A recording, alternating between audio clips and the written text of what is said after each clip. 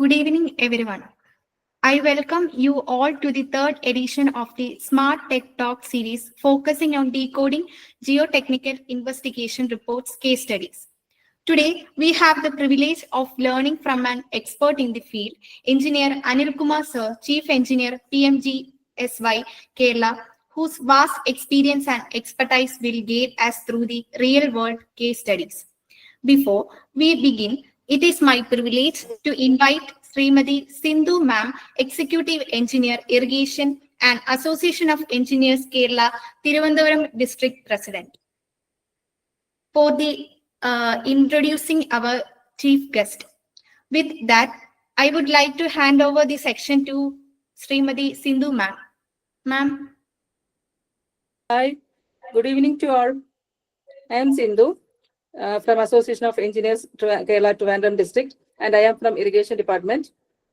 I welcome Sri Engineer Anil Kumar Sir, Chief Engineer LSGD Kerala, for this webinar today in the name of Association of Engineers Kerala. This Association of Engineers Kerala is an association of engineers from Irrigation, LSGD, and PWD. And now there are around 4,000 members in this association. As part of association activities, we are frequently conducting seminars and talks on engineering subjects. The first webinar in this year, that is 2025, is this decoding in geotechnical investigation reports. And this is conducting by, the session is taken by Sri Anil Kumar Sir, Chief Engineer, LSGD Kerala. We have already conducted a session on this subject last year. And due to request from more persons, engineers, for more detailing in this subject, we have once again conducted this session today. This webinar is being conducted in association with our Total Smart Solutions, ICI Trivandrum Chapter, then Hivtech Builders, and our Association of Engineers Kerala Trivandrum District. I once again welcome Sri Anil Kumar Sir to this webinar for giving us a very informative session. Okay. Okay, thank you, Sindhu.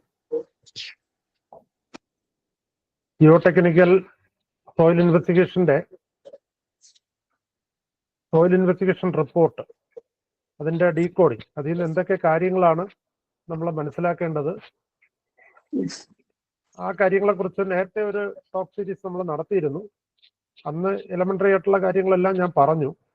Liquid limit, plastic limit, അതുപോലെ തന്നെ plasticity index values, അതുപോലെ Sandy soil, അതുപോലെ clay type soil. അപ്പൊ ഇതൊക്കെ എന്തൊക്കെ parameters ആണ് നമ്മൾ പ്രധാനമായിട്ടും സോയിൽ ഇൻവെസ്റ്റിഗേഷൻ റിപ്പോർട്ടുകളിൽ നമ്മൾ ശ്രദ്ധിക്കേണ്ടതെന്നുള്ളത് പറഞ്ഞു.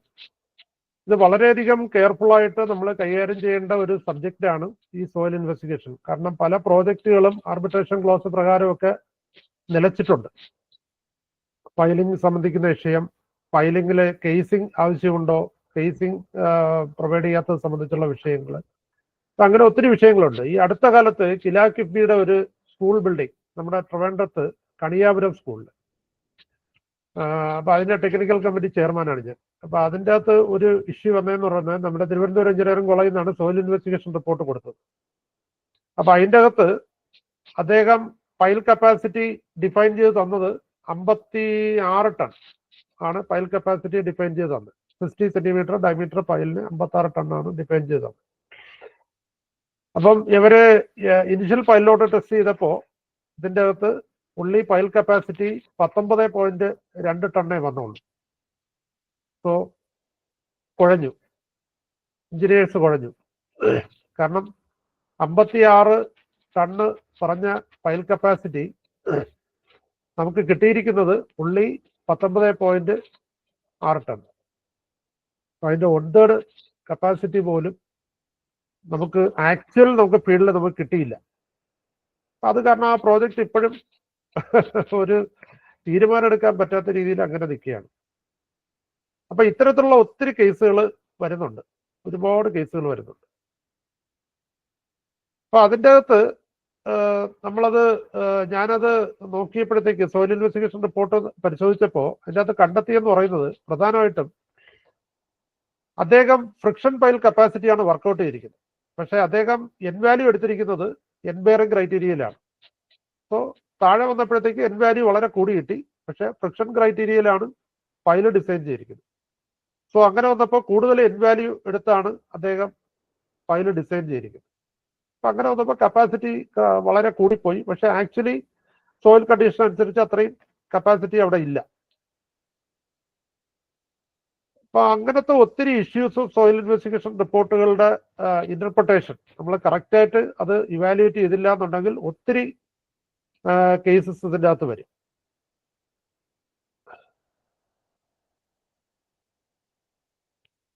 ഈ സ്ക്രീന് കാണാമല്ലോ.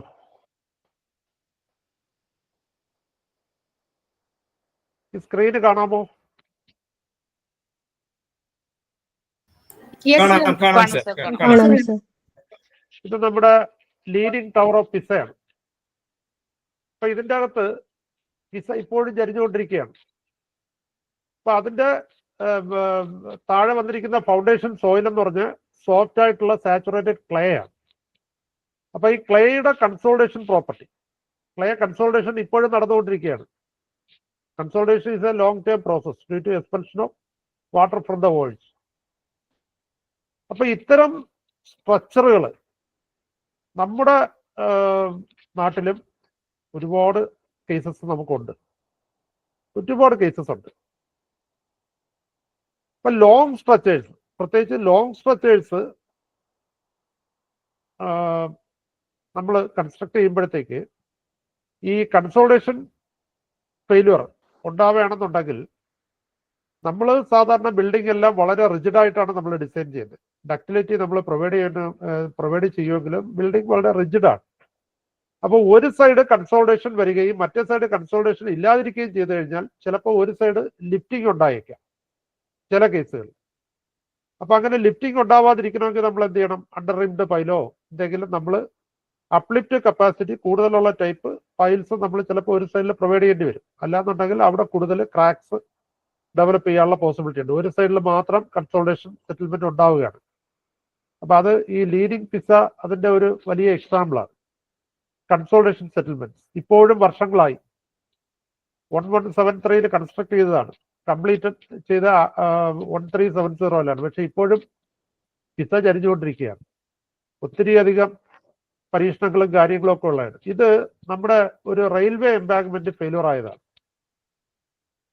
അപ്പൊ ഇത് ആ എംബാങ്ക്മെന്റ് ഫെയിലിയർ ആയി അതിന്റെ തൊട്ടടുത്ത് ഇത് യാതൊരു സോയിൽ ഇൻവെസ്റ്റിഗേഷനും ഇല്ലാതെ അവര് ഒരു പ്രഡിക്റ്റഡ് വാല്യൂ എടുത്തിട്ട് SBC പ്രഡിക്റ്റഡ് വാല്യൂ എടുത്തിട്ട് ഡിസൈൻ ചെയ്തു, എംബാങ്ക്മെന്റ് ഡിസൈൻ ചെയ്തു. പക്ഷെ എംബാങ്ക്മെന്റ് ഫുൾ ലോഡ് കണ്ടീഷൻ ആയപ്പോഴത്തേക്ക് എംബാങ്ക്മെന്റ് ഫെയിലിയർ ആയിട്ട് തൊട്ടടുത്ത ലാൻഡ് കീവ് ചെയ്തു.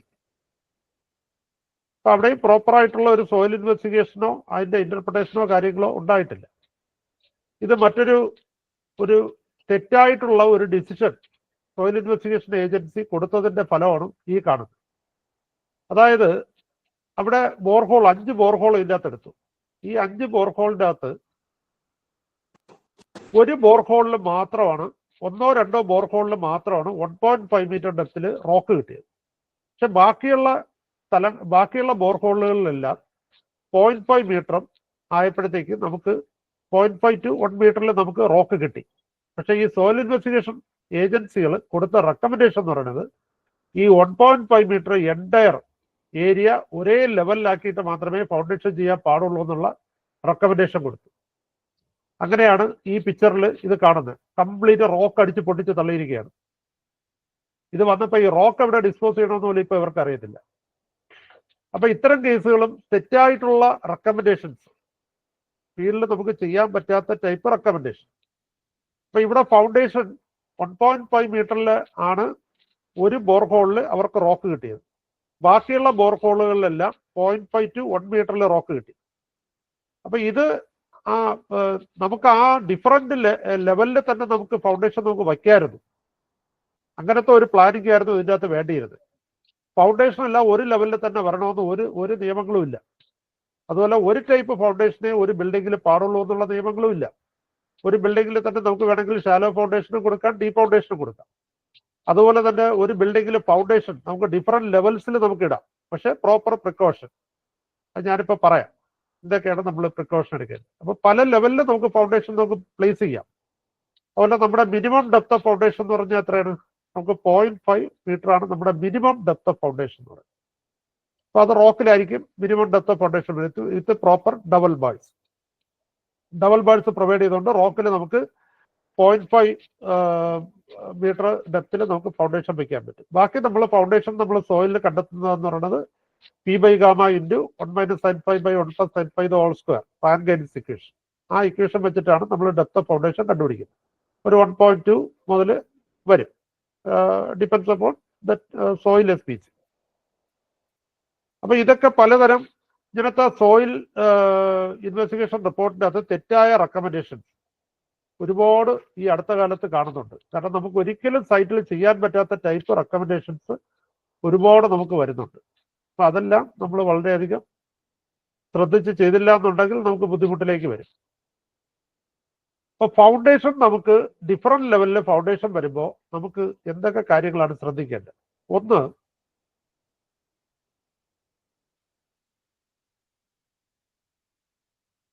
ഈ സ്ക്രീന് കാണാമല്ലോ അല്ലേ? യെസ് സർ, വിസിബിൾ ആണ്. ഒരു സോയിൽ ഇൻവെസ്റ്റിഗേഷൻ റിപ്പോർട്ടിൻ്റെ അകത്ത് ഇപ്പോൾ ഇങ്ങനെ ആയിരിക്കും അണ്ടർലൈൻ റോക്ക് കിടക്കുന്നത്. അപ്പൊ ഇവിടെ നമുക്ക് ഞാൻ നേരത്തെ കാണിച്ച ഒരു ഇൻവെസ്റ്റിഗേഷൻ റിപ്പോർട്ടിനകത്ത് കണ്ടതുപോലെ ഇവിടെ നമുക്ക് ഈ റോക്കിനെ എല്ലാം ഈ ലെവലിലേക്ക് നമ്മൾ കട്ട് ചെയ്യണമെന്ന് ഒരു നിയമങ്ങളും ഇല്ല. നമുക്ക് ഈ ലെവലിൽ കട്ട് ചെയ്ത് റോക്കിനെ ഒരേ ലെവലിൽ കൊണ്ടുവരണമെന്നൊന്നുമില്ല. ഇത്രയും കട്ട് ചെയ്ത് മാറ്റേണ്ട കാര്യമില്ല. നമ്മുടെ ബിൽഡിംഗ് ഇപ്പൊ ഇതാണ് നമ്മുടെ ഗ്രൗണ്ട് ലെവലെങ്കിൽ ഇവിടെ നമ്മൾ ഫൗണ്ടേഷൻ നമ്മൾ ഈ ഡെപ്തിൽ നമ്മൾ കൊടുക്കേണ്ടി വരും. എന്ത് ടൈപ്പ് ഫൗണ്ടേഷൻ ആയിരുന്നാലും അതിനെക്കുറിച്ച് ഞാൻ പറയുന്നില്ല. അടുത്ത് ഇവിടെ നമ്മൾ ഫൗണ്ടേഷൻ ഈ ഡെപ്തിലായിരിക്കും കൊടുക്കുന്നത്. അപ്പോൾ ഇവിടെ ഈ ഡെപ്തിലായിരിക്കും. അങ്ങനെ ഓരോ ഡെപ്തിലായിരിക്കും ചിലപ്പോൾ ഫൗണ്ടേഷൻ കൊടുക്കേണ്ടി വരും. പക്ഷെ അവിടെ നമ്മൾ ശ്രദ്ധിക്കേണ്ട ഒരു കാര്യം, റോക്കിലാണെങ്കിൽ വളരെ പ്രോബ്ലമാറ്റിക് അല്ല. റോക്കിൽ നമ്മൾ ആകെ ശ്രദ്ധിക്കേണ്ട പ്രധാനപ്പെട്ട കാര്യം ബെഡിങ് ഓഫ് ഫൗണ്ടേഷനാണ്. ഫൗണ്ടേഷൻ നമ്മൾ പ്രോപ്പറായിട്ട് ബെഡ് ചെയ്യണം.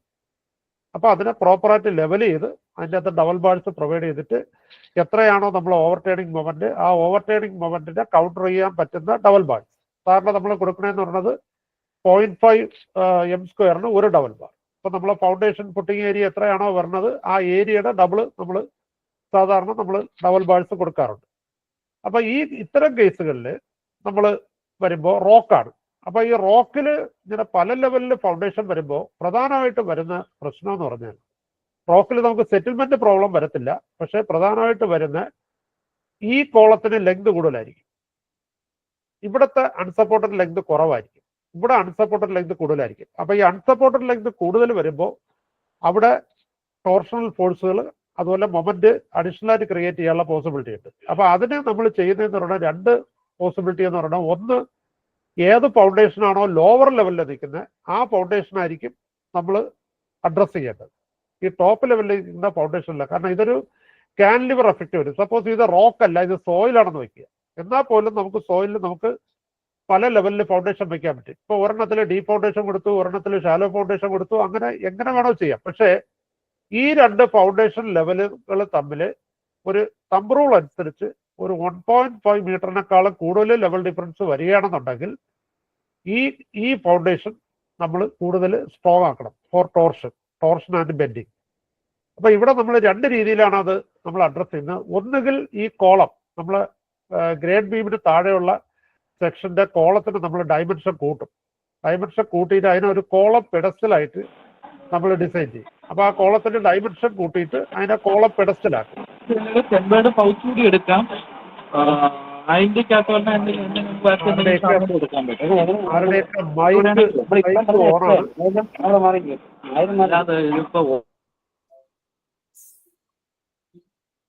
ഓക്കെ, അപ്പൊ ഇതുപോലെ കോളം പെഡസ്റ്റൽസ് ആയിക്കൊണ്ട് നമുക്ക് ഡിസൈൻ എടുക്കാം.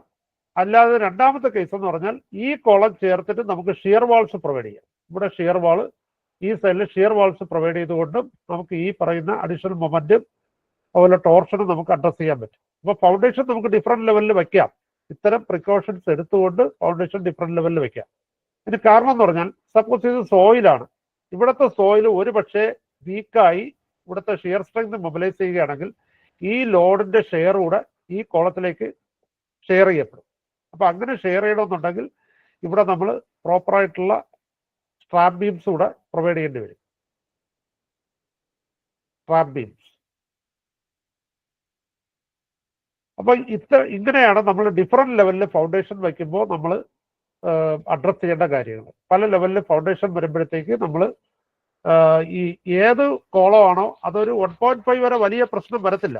ഒരു 4 അടിയേക്കാളും കൂടുതലാണെങ്കിൽ മാത്രമേ നമ്മൾ ആ ഒരു പ്രിക്കോഷൻ എടുക്കേണ്ട കാര്യമുള്ളൂ. അങ്ങനെയാണെങ്കിൽ ഈ കോളത്തിന് നമ്മൾ കോളം പെഡസ്റ്റലാക്കും. പെഡസ്റ്റലാക്കുക എന്ന് പറഞ്ഞാൽ pedestal is a compression member whose height is more than 3 times its lateral dimension, less than 3 times its lateral dimension. അപ്പൊ അത്തരത്തിൽ ആ കോളത്തിന്റെ ഡയമെൻഷൻ നമ്മൾ കൂട്ടിയെടുക്കും. അല്ലെങ്കിൽ നമ്മൾ ഈ കോളത്തിന്റെ ലോവർ കോളത്തിന് നമ്മൾ ഷിയർ വാൾ പ്രൊവൈഡ് ചെയ്യാം, അതുപോലെ സ്ട്രാപ്പ് ബീംസ് പ്രൊവൈഡ് ചെയ്യാം. ഈ ലോഡ് ഇങ്ങോട്ട് ഷെയർ ചെയ്യണമെന്നുണ്ടെങ്കിൽ. അപ്പൊ ഇവിടുത്തെ ബോർഹോള് നമുക്ക് എഞ്ചിനീയേഴ്സിന് ഒരു സംശയമുണ്ട്, അല്ലെങ്കിൽ ഒരു വീക്ക്നെസ് നമ്മൾ ഫീൽ ചെയ്യണമെന്നുണ്ടെങ്കിൽ ഇതുപോലെ നമുക്ക് അഡ്രസ് ചെയ്ത് നമുക്ക് കൊടുക്കാനായിട്ട് പറ്റും.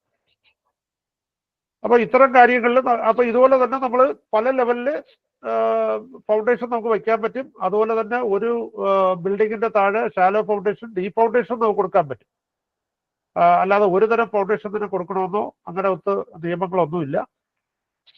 അതുപോലെ നമ്മൾ ഈ സോയിൽ ഇൻവെസ്റ്റിഗേഷൻ റിപ്പോർട്ടുകൾ നമ്മൾ അനലൈസ് ചെയ്യുമ്പോൾ പ്രധാനമായിട്ട് സീ സോയിൽ, അതുപോലെ ഫൈ സോയിൽ, C5 സോയിൽ, പിന്നെ റോക്ക്, ഇത്രയും കാറ്റഗറിയാണ് പ്രധാനമായിട്ടും നമ്മൾ സോയിൽ ഇൻവെസ്റ്റിഗേഷൻ റിപ്പോർട്ടുകളിൽ നമ്മൾ അനലൈസ് ചെയ്യുന്നത്. അതായത് കൊഹസീവ് സോയിലാണോ, അത് ഫൈ സോയിലാണോ, C5 സോയിലാണോ, അതായത് അതിൻ്റെ അകത്ത് ക്ലേ കണ്ടന്റും അതുപോലെ തന്നെ ഇത് സാൻഡ് പാർട്ടിക്കിൾസും ഏകദേശം ആൾമോസ്റ്റ് ഈക്വൽ ആയിട്ട് വരുന്ന ടൈപ്പ് സോയിലാണ് C5 സോയിൽ. അതുപോലെ റോക്കാണോ. അപ്പൊ ഈ 4 ക്രൈറ്റീരിയയിലാണ് പ്രധാനമായിട്ടും നമ്മൾ സോയിൽ ഇൻവെസ്റ്റിഗേഷൻ റിപ്പോർട്ടുകൾ നമ്മൾ മനസ്സിലാക്കുന്നത്. അപ്പൊ കൊഹസീവ് സോയിൽ ആണെന്നുണ്ടെങ്കിൽ നാച്ചുറലി അത് കൂടുതൽ പ്രോബ്ലമാറ്റിക് ആയിരിക്കും. ഫൗണ്ടേഷൻ ക്രൈറ്റീരിയയിൽ കൂടുതൽ പ്രോബ്ലമാറ്റിക് ആയിരിക്കും. കാരണം ചിലപ്പോൾ ഷിയർ സ്ട്രെങ്ത് കിട്ടുമായിരിക്കും, പക്ഷെ സെറ്റിൽമെന്റ്, നമ്മുടെ കൺസോൾട്ടേഷൻ സെറ്റിൽമെന്റ് നമ്മൾ അനലൈസ് ചെയ്യേണ്ടി വരും കൊഹസീവ് സോയിൽ. എന്നാൽ ഫൈ സോയിലില് സെറ്റിൽമെന്റ് ക്രൈറ്റീരിയയിൽ കുറെ കൂടെ സേഫ് ആയിരിക്കും. കാരണം ഫൈ സോയിലേക്ക് ഇമ്മീഡിയറ്റ് സെറ്റിൽമെന്റ് ആണ് കൂടുതലും ഉണ്ടാവുന്നത്, കൺസോൾട്ടേഷൻ സെറ്റിൽമെന്റ് ഉണ്ടാവാറില്ല. അപ്പൊ അതുകൊണ്ട് ഇമ്മീഡിയറ്റ് സെറ്റിൽമെന്റ് ആയതുകൊണ്ട് മിക്കവാറും കൺസ്ട്രക്ഷൻ ടൈമിൽ തന്നെ അതിന്റെ സെറ്റിൽമെന്റ്സ് ഉണ്ടാവാം. അപ്പൊ അതാണ് ഫൈ സോയിൽ. അടുത്ത C5 സോയിൽ എന്ന് പറഞ്ഞാൽ നമുക്ക് ലെസ് പ്രോബ്ലമാറ്റിക് ആണ്. എഞ്ചിനീയറിംഗിലെ ഏറ്റവും നല്ല ടൈപ്പ് സോയിലാണ് C5 സോയിൽ. അതായത് സീ സോയിലും അതുപോലെ തന്നെ ഫൈ സോയിലും വരും. അതായത് ഫൈയുടെ അതിൽ കൂടുതലും റിലേറ്റീവ് ഡെൻസിറ്റി വളരെ കൂടുതലായിരിക്കും. C5 ടൈപ്പ് സോയിലുകളിൽ റിലേറ്റീവ് ഡെൻസിറ്റി കൂടുതലായിരിക്കും. കാരണം അതില് ഈ ഓയിഡ് റേഷ്യോ വളരെ കുറവായിരിക്കും. കാരണം ഫൈ സോയിലിന്റെ ഓയിഡ്സിന്റെ അകത്തെല്ലാം ക്ലേ പാർട്ടിക്കിൾ കയറി ഫില്ല് ചെയ്യും. അപ്പൊ അതുകൊണ്ട് C5 സോയിലുകൾ എഞ്ചിനീയറിംഗ് പ്രോപ്പർട്ടിയിൽ വളരെ നല്ല ബിഹേവിയർ ആണ് കാണിക്കുന്നത്. പിന്നെ നല്ലതാണ് റോക്ക്. അപ്പൊ ഇത് ഓരോന്നും സി ടൈപ്പ് സോയിലുകളിൽ നമ്മൾ സോയിൽ ഇൻവെസ്റ്റിഗേഷൻ റിപ്പോർട്ടുകളിൽ നമ്മൾ ഏറ്റവും ശ്രദ്ധിക്കേണ്ട point liquid limit. C type സോയിലുകൾ, അതായത് ക്ലേ ടൈപ്പ് സോയിലാണ് കൂടുതൽ വരണമെന്നുണ്ടെങ്കിൽ, ക്ലേ കണ്ടന്റ് ആണ് കൂടുതൽ വരുന്ന സോയിലെങ്കിൽ അതിൽ നമ്മൾ ഏറ്റവും കൂടുതൽ ഇൻവെസ്റ്റിഗേഷൻ റിപ്പോർട്ടുകളിൽ ശ്രദ്ധിക്കേണ്ട അതിന്റെ ലിക്വിഡ് ലിമിറ്റ് എത്രയാണ്, അതുപോലെ പ്ലാസ്റ്റിക് ലിമിറ്റ് എത്രയാണ്, പ്ലാസ്റ്റിസിറ്റി ഇൻഡെക്സ് എത്രയാണ്. ഈ 3 പാരാമീറ്റേഴ്സ് ആണ് പ്രധാനമായിട്ടും ശ്രദ്ധിക്കുക. അതുപോലെ സോയിൽ ഇൻവെസ്റ്റിഗേഷൻ റിപ്പോർട്ടുകൾ നമ്മൾ കിട്ടുമ്പോൾ പ്രധാനമായിട്ട് നോക്കേണ്ട ഡെപ്ത് ഓഫ് വാട്ടർ ടേബിളിന്റെ ഡെപ്ത്, അതുപോലെ അത് എന്നാണ് സോയിൽ ഇൻവെസ്റ്റിഗേഷൻ നടത്തിയിട്ടുള്ളത്. അപ്പൊ ആ സോയിൽ ഇൻവെസ്റ്റിഗേഷന്റെ ഡേറ്റ് എന്നാണ്, അത് റെയിനി സീസണിലാണോ നടത്തിയിട്ടുള്ളത് അല്ലെ ഡ്രൈ സീസണിലാണോ നടത്തിയിട്ടുള്ളത്, അതുപോലെ എത്ര ഡെപ്തിലാണ് വാട്ടർ ടേബിൾ വന്നിരിക്കുന്നത്. കാരണം സോയിലിന്റെ പ്രോപ്പർട്ടി പ്രധാനമായിട്ടും അഫക്ട് ചെയ്യുന്നത് വാട്ടർ ടേബിൾ കാരണമാണ്. വാട്ടർ ടേബിൾ റൈസ് ചെയ്യുന്നതിനനുസരിച്ച് സോയിലിന്റെ പ്രോപ്പർട്ടിക്ക് വ്യത്യാസമുണ്ട്. ഇനി വാട്ടർ ടേബിൾ ഇല്ലാത്ത കേസുകളിലും വാട്ടർ ടേബിൾ റൈസ് ചെയ്യാത്ത സ്ഥലങ്ങളിലും ചില ലോക്കൽ വാട്ടർ ടേബിളുകൾ ഉണ്ടാവാം. ഇപ്പൊ നമ്മളെ സെപ്റ്റിക് ടാങ്ക് ഫെയിലുവർ ആയി, സോ അതും ചിലപ്പോൾ ഒരു ഫെയിലുവർ റീസൺ ആക്കി മാറിയേക്കാം ക്ലേ ടൈപ്പ് സോയിലുകളിലല്ല. അപ്പൊ അത് നമ്മൾ അനലൈസ് ചെയ്യേണ്ടതുണ്ട്.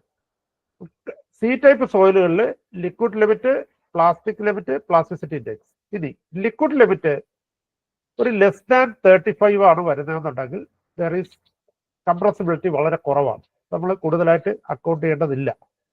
എന്നാൽ 35 to 50 വരുന്ന കേസുകളിൽ മീഡിയം കംപ്രസിബിൾ ആയിട്ടുള്ള ക്ലേ സോയിലാണ്. ഗ്രേറ്റർ ദാൻ 50 വരെയാണെന്നുണ്ടെങ്കിൽ the soil is more compressible.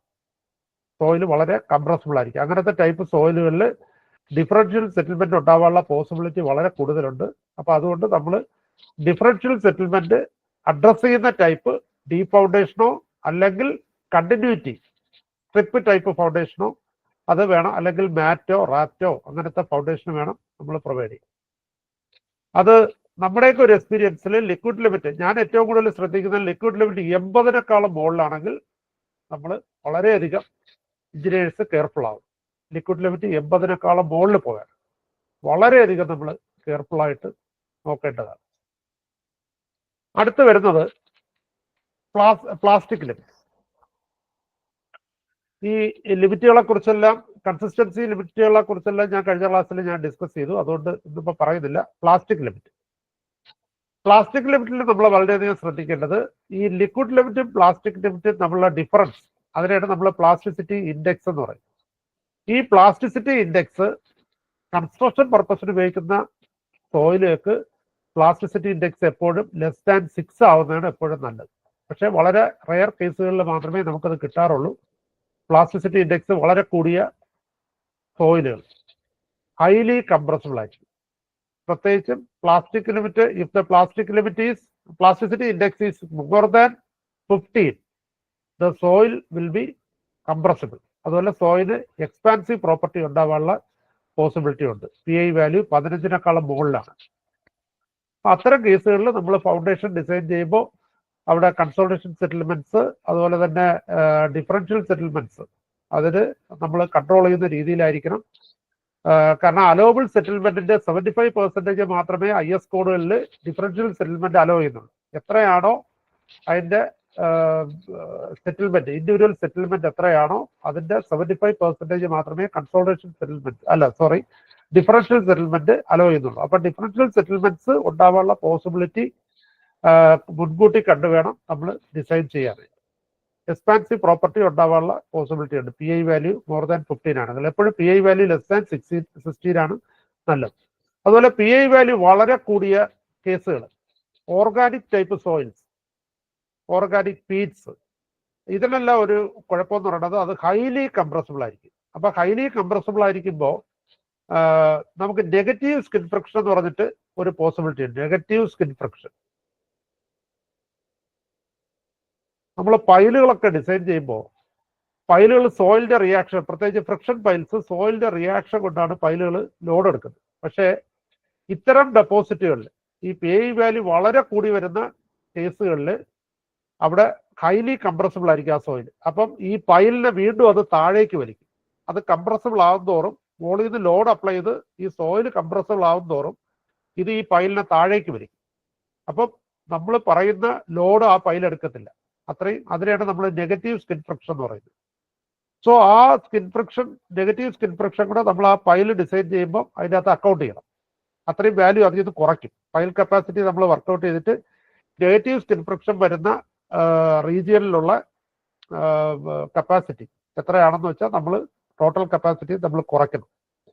അങ്ങനെ വേണം പൈൽ കപ്പാസിറ്റി വർക്കൗട്ട് ചെയ്യാൻ. അതുപോലെ തന്നെ ഓർഗാനിക് സോയിലുകൾ നമ്മൾ ലാബിൽ ഐഡന്റിഫൈ ചെയ്യുന്നത് നമ്മൾ ഹീറ്റ് ചെയ്തിട്ടാണ്. അതിന്റെ സാമ്പിൾ എടുത്തിട്ട് അതിൻ്റെ അകത്ത് ഹീറ്റ് ചെയ്യും. അപ്പോൾ ആദ്യം ലിക്വിഡ് ലിമിറ്റ് കണ്ടുപിടിക്കും, സാമ്പിളിന്റെ ലിക്വിഡ് ലിമിറ്റ് കണ്ടുപിടിക്കും, എന്നിട്ട് ഹീറ്റ് ചെയ്തതിന് ശേഷം ലിക്വിഡ് ലിമിറ്റ് കണ്ടുപിടിക്കും. ഈ രണ്ട് വാല്യൂവും തമ്മിൽ 25% കൂടുതൽ വേരിയേഷൻ കാണിക്കുകയാണെന്നുണ്ടെങ്കിൽ അവിടെ ഓർഗാനിക് സോയിൽസ് ഉണ്ട് എന്നുള്ളതാണ് ഐഡന്റിഫിക്കേഷൻ. അപ്പം നമുക്ക് സിമ്പിളായിട്ട് മനസ്സിലാക്കാൻ പറ്റുന്നത് liquid limit and plasticity index values ആണ്. പ്ലാസ്റ്റിസിറ്റി ഇൻഡെക്സ് വളരെ കൂടിയ കേസുകളൊക്കെ ആണെന്നുണ്ടെങ്കിൽ ഒരു 40ക്ക് മുകളിലൊക്കെ വരികയാണെന്നുണ്ടെങ്കിൽ അത് ഓർഗാനിക് കണ്ടന്റ് വളരെ കൂടിയ ടൈപ്പ് സോയിലാണ്. അപ്പോൾ അത്തരം സോയിലുകളിൽ പൈലുകൾ ഡിസൈൻ ചെയ്യുമ്പോൾ അതിനകത്ത് നെഗറ്റീവ് സ്കിൻ ഫ്രിക്ഷൻ ഉണ്ടാവാനുള്ള പോസിബിലിറ്റി ഉണ്ട്. ആ നെഗറ്റീവ് സ്കിൻ ഫ്രിക്ഷന്റെ വാല്യൂ നമ്മൾ പൈൽ കപ്പാസിറ്റിയിൽ നിന്ന് കുറയ്ക്കണം. അതാണ് അതിൽ ശ്രദ്ധിക്കേണ്ട കാര്യം. അടുത്ത് പൈ ടൈപ്പ് സോയിലുകളാണെന്നുണ്ടെങ്കിൽ പൈ ടൈപ്പ് സോയിലുകളിൽ പ്രധാനമായിട്ട് നമ്മൾ നോക്കുന്ന റിലേറ്റീവ് ഡെൻസിറ്റിയാണ്. ID relative density. Relative density എന്ന് പറഞ്ഞാൽ soil in the loose state divided by soil in the dense state. അതിന്റെ വാല്യൂ ആണ് റിലേറ്റീവ് ഡെൻസിറ്റി എന്ന് പറയുന്നത്. റിലേറ്റീവ് ഡെൻസിറ്റി വെച്ചിട്ടാണ് ഷാലോ ഫൗണ്ടേഷനുകളിൽ 3 തരം ഫെയിലുവർ ഉണ്ട്. ഒന്ന് ലോക്കൽ ഷിയർ ഫെയിലുവർ, പിന്നെ ജനറൽ ഷിയർ ഫെയിലുവർ, പിന്നെ പഞ്ചിങ് ഷിയർ ഫെയിലിയർ. ഈ 3 ടൈപ്പ് ഫെയിലിയറും നമുക്ക് ഷാലോ ഫൗണ്ടേഷനിലേക്ക് വരുന്നതാണ്. ഈ ഷാലോ ഫൗണ്ടേഷനിൽ നമ്മൾ ഫൈ സോയിൽ ആണെന്നുണ്ടെങ്കിൽ അവിടെ പ്രധാനമായിട്ട് നോക്കേണ്ടത് ID വാല്യൂ ആണ്. അപ്പോൾ ഫൈ സോയിലുകളിൽ നമ്മൾ SPT എൻ വാല്യൂ നമുക്ക് കിട്ടിക്കഴിഞ്ഞാൽ ആ എൻ വാല്യൂ നമുക്ക് ID വാല്യൂയിലേക്ക് നമുക്ക് കൊറിലേറ്റ് ചെയ്യാൻ പറ്റും. അപ്പോൾ ID വാല്യൂ ലെസ് ദാൻ 20 ആണെങ്കിൽ, if ID is less than 20, it is local shear failure. If ID is between 20 to 70, then it is mixed type of failure. അവിടെ നമ്മൾ ലോക്കൽ ഷിയർ ഫെയിലിയറിന്റെ ക്രൈറ്റീരിയയിലും SPC വർക്കൗട്ട് ചെയ്യണം, general shear ഫെയിലിയറിലും workout ചെയ്യണം. ഇതിന്റെ രണ്ടിന്റെയും കൂടെ average ആണ് നമ്മൾ SPC ആയിട്ട് നമ്മൾ എടുക്കേണ്ടത്. എന്നാൽ ഈ ID value is more than 70, failure is general shear failure. അപ്പൊ ഇതെല്ലാം നമ്മൾ സോയിൽ ഇൻവെസ്റ്റിഗേഷൻ റിപ്പോർട്ടുകളിൽ നിന്നാണ് നമ്മൾ മനസ്സിലാക്കുന്നത് ഇത് ഏത് തരം ഫെയിലിയർ ആണ്. അപ്പൊ എൻ വാല്യൂ എന്താണെന്നാണ് നമ്മൾ നോക്കുന്നത്.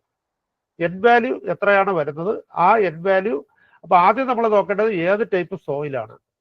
ആ സോയിലിന്റെ അപ്പം C ടൈപ്പ് സോയിലാണോ, 5 ടൈപ്പ് സോയിലാണോ, C5 ടൈപ്പ് സോയിലാണോ. അത് നമുക്ക് പാർട്ടിക്കിൾ സൈസ് ഡിസ്ട്രിബ്യൂഷൻ നമുക്ക് കാണുമ്പോൾ നമുക്ക് ഐഡന്റിഫൈ ചെയ്യാൻ പറ്റും. അപ്പൊ ഇതുപോലെ പാർട്ടിക്കിൾ സൈസ് ഡിസ്ട്രിബ്യൂഷൻ ഇതുപോലെ നമുക്ക് കിട്ടും. അപ്പൊ ഇതിൻ്റെ അകത്തുനിന്ന് ഇപ്പം ഇതിന്റെ ഇപ്പൊ സ്ക്രീനിൽ കാണുന്ന ഈ ചാർട്ടിൽ ഇതെങ്ങനെ നമ്മൾ ഈ വാല്യൂസ് മനസ്സിലാക്കും എന്നുള്ളത് നമുക്ക് പഠിക്കാം. ഒന്ന്, ഫസ്റ്റ് കോളം കാണിക്കുന്നത് ബോർഹോൾ ഡെപ്ത് ആണ്.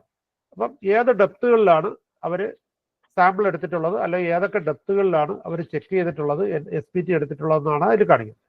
അടുത്ത കോളം കാണിക്കുന്ന സോയിലിന്റെ ഡിസ്ക്രിപ്ഷൻ ആണ്. ഓരോ ഡെപ്തിലും ഏതുതരം സോയിൽ ഉണ്ടായിരുന്നു. അതിന്റെ മൂന്നാമത്തത് സോയിലിന്റെ IS കോഡ് ക്ലാസിഫിക്കേഷൻ ആണ്. IS കോഡ് ക്ലാസിഫിക്കേഷനിൽ ഈ ടെർമിനോളജി നിങ്ങൾക്ക് അറിഞ്ഞിരുന്നാലേ നിങ്ങൾക്ക് ഏതുതരം സോയിലാണെന്ന് പെട്ടെന്ന് ഐഡന്റിഫൈ ചെയ്യാൻ പറ്റും. CI എന്താണ് CI എന്ന് പറഞ്ഞാൽ ക്ലേ ഓഫ് ഇന്റർമീഡിയറ്റ് പ്ലാസ്റ്റിസിറ്റി. അടുത്ത് CH clay of highly plastic clay. അപ്പൊ അത് വളരെയധികം സൂക്ഷിക്കേണ്ടതാണ്. ഹൈലി പ്ലാസ്റ്റിക് ആയിട്ടുള്ള ക്ലേ ആണ്. അടുത്ത CI clay of intermediate plasticity. അടുത്ത് MI എന്ന് പറഞ്ഞാൽ സിൽറ്റ് ഓഫ് ഇന്റർമീഡിയറ്റ് പ്ലാസ്റ്റിസിറ്റി. അപ്പൊ അത് സിൽറ്റ് ആണ് വിത്ത് പ്ലാസ്റ്റിസിറ്റി, ഇന്റർമീഡിയറ്റ് പ്ലാസ്റ്റിസിറ്റി. തൊട്ടടുത്ത കോളത്തിൽ കാണിക്കുന്നത് SPT വാല്യൂവിനെ നമ്മൾ 2 രീതിയിലാണ് കറക്റ്റ് ചെയ്യുന്നത്. Observed value and corrected value. ഇതിൽ നിങ്ങൾ ശ്രദ്ധിച്ചാൽ അറിയാം, മിക്കവാറും കേസുകളിലെല്ലാം ഈ ഒബ്സർവ്ഡ് വാല്യൂ, അതായത് ഒരു പർട്ടിക്കുലർ ഡെപ്ത് വരെ ഈ ഒബ്സർവ്ഡ് വാല്യൂവിനേക്കാളും കൂടുതലായിരിക്കും കറക്റ്റഡ് വാല്യൂ. എന്നാൽ ഡെപ്ത് കൂടുന്നതിനനുസരിച്ച് ഒബ്സർവ്ഡ് വാല്യൂവിനേക്കാളും കുറയും നമ്മുടെ കറക്റ്റഡ് വാല്യൂ. അപ്പൊ അതൊരു നമ്മൾ മനസ്സിലാക്കേണ്ട ഒരു പോയിന്റാണ്. SPT എൻ വാല്യൂ നമ്മൾ 2 രീതിയിലാണ് കറക്റ്റ് ചെയ്യുന്നത്. ഒന്ന്, എനർജി കറക്ഷൻ. ആ എനർജി കറക്ഷൻ അപ്ലൈ ചെയ്ത് കിട്ടുന്ന എൻ വാല്യൂവിനാണ് നമ്മൾ N60 എന്ന് പറയും. N60. ഈ N60 കിട്ടുന്ന വാല്യൂവിനെ നമ്മൾ വീണ്ടും എടുത്ത് 2 കറക്ഷനും കൂടെ ചെയ്യും. ഒന്ന് ഓവർബർഡൻ പ്രഷർ കറക്ഷൻ, അതിന് ഡയലറ്റൻസി കറക്ഷൻ. ആ വാല്യൂവിന് നമ്മൾ പറയുന്ന പേരാണ് N1 വാല്യൂ. സോ ആദ്യം നമ്മൾ N60ക്ക് കറക്റ്റ് ചെയ്യും, അതിനുശേഷം നമ്മൾ N1 വാല്യൂവിന് കറക്റ്റ് ചെയ്യും. ഇപ്പോൾ ഒരു പർട്ടിക്കുലർ ഡെപ്ത് വരെ ഈ പറയുന്ന കറക്റ്റഡ് വാല്യൂ ഒബ്സർവ്ഡ് വാല്യൂവിനേക്കാൾ കൂടുതലായിരിക്കും. എന്നാൽ അതിനുശേഷം കൂടുതൽ ഡെപ്തിലേക്ക് ചെല്ലുന്തോറും കറക്റ്റഡ് വാല്യൂ കുറയും. അപ്പൊ എഞ്ചിനീയേഴ്സ് മനസ്സിലാക്കേണ്ടത് ഒരു പർട്ടിക്കുലർ ഡെപ്ത് വരെ നമ്മൾ ഷാലോ ഫൗണ്ടേഷനോ അല്ലെങ്കിൽ ഒരു 4-5 മീറ്റർ വരെയൊക്കെ നമുക്ക് വേണമെങ്കിൽ കറക്ഷൻ ഇല്ലാതെ, എൻ വാല്യൂ കറക്ഷൻ ഇല്ലാതെ തന്നെ നമുക്ക് വാല്യൂ SPC കാൽക്കുലേഷനിലേക്ക് പോകാം. കാരണം നമ്മൾ സേഫ് ആയിരിക്കും. നമ്മൾ കറക്റ്റഡ് വാല്യൂവിനേക്കാൾ കുറവായിരിക്കും അവിടെ ഒബ്സർവ്ഡ് വാല്യൂ. പക്ഷേ കൂടുതൽ ഡെപ്തിലേക്ക് നമ്മൾ പോകുന്നതോറും the value should be corrected for overburden and dilatancy correction. അടുത്ത നെക്സ്റ്റ് കോളം കാണിക്കുന്നത് ഗ്രെയിൻ സൈസ് അനാലിസിസ് ആണ്. ഇതിൽ ഏതൊക്കെ തരം സോയില് എത്രയൊക്കെ പെർസെൻറ്റേജ് ഇതിൻ്റെ അകത്തുണ്ട്. Gravel, coarse sand, medium sand, fine sand, silt, clay. അപ്പൊ ആദ്യത്തെ റോയിൽ കാണുന്നത് gravel 1%, 3% sand, medium sand 6, fine sand 3, silt 76% and clay 11%. അപ്പൊ ഇതിൽ കൂടുതലും നമ്മൾ ശ്രദ്ധിച്ചു കഴിഞ്ഞാൽ താഴോട്ട് നോക്കിയാൽ സിൽറ്റ് ആയിരിക്കും. സിൽറ്റ് ആണ് ഏറ്റവും കൂടുതൽ കാണുന്നത്. അടുത്ത ഇത് കാണിക്കുന്നത് എന്ന് പറയുന്നത് ബൾക്ക് ഡെൻസിറ്റി, ഡ്രൈ ഡെൻസിറ്റി, അതുപോലെ തന്നെ മോയ്സ്ചർ കണ്ടന്റ്. അടുത്ത പോയിന്റ് ആണ് ക്ലേ ടൈപ്പ് സോയിൽ. അതായത് ഫൈൻ ഗ്രൈൻഡ് സോയിലുകളിൽ വളരെ ഇമ്പോർട്ടന്റ് ആണ് അട്ടർബർഗ് ലിമിറ്റ്സ്. അതിൽ നിന്നാണ് നമ്മൾ ഒരുപാട് ഒബ്സർവേഷൻ എഞ്ചിനീയേഴ്സിന് ഏറ്റവും അധികം ശ്രദ്ധിക്കേണ്ട പോയിന്റ് ആണ് അട്ടർബർഗ് ലിമിറ്റ്സ്. ക്ലേ ടൈപ്പ് സോയിലാണ് നമ്മൾ ഏറ്റവും അധികം പ്രോബ്ലമാറ്റിക് ആയിട്ട് വരും. കാരണം സെൻസിറ്റീവ്നെസ്, അതുപോലെ തന്നെ കൊളാപ്സിബിൾ ടൈപ്പ് സോയിൽ, അതുപോലെ ഇത് എക്സ്പാൻസീവ് ടൈപ്പ് സോയിൽ, ഇതെല്ലാം ക്ലേ സോയിലുമായിട്ട് ബന്ധപ്പെട്ടാണ് വരുന്നത്. അപ്പോൾ അതുകൊണ്ട് അട്ടർബർഗ് ലിമിറ്റ്സ് വളരെയധികം ഇമ്പോർട്ടൻ്റ് ആണ്.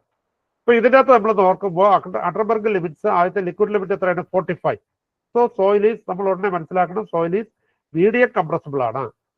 അത്ര വലിയ പ്രോബ്ലമാറ്റിക് അല്ല, മീഡിയം കംപ്രസിബിൾ ആയിട്ടുള്ള സോയിൽ.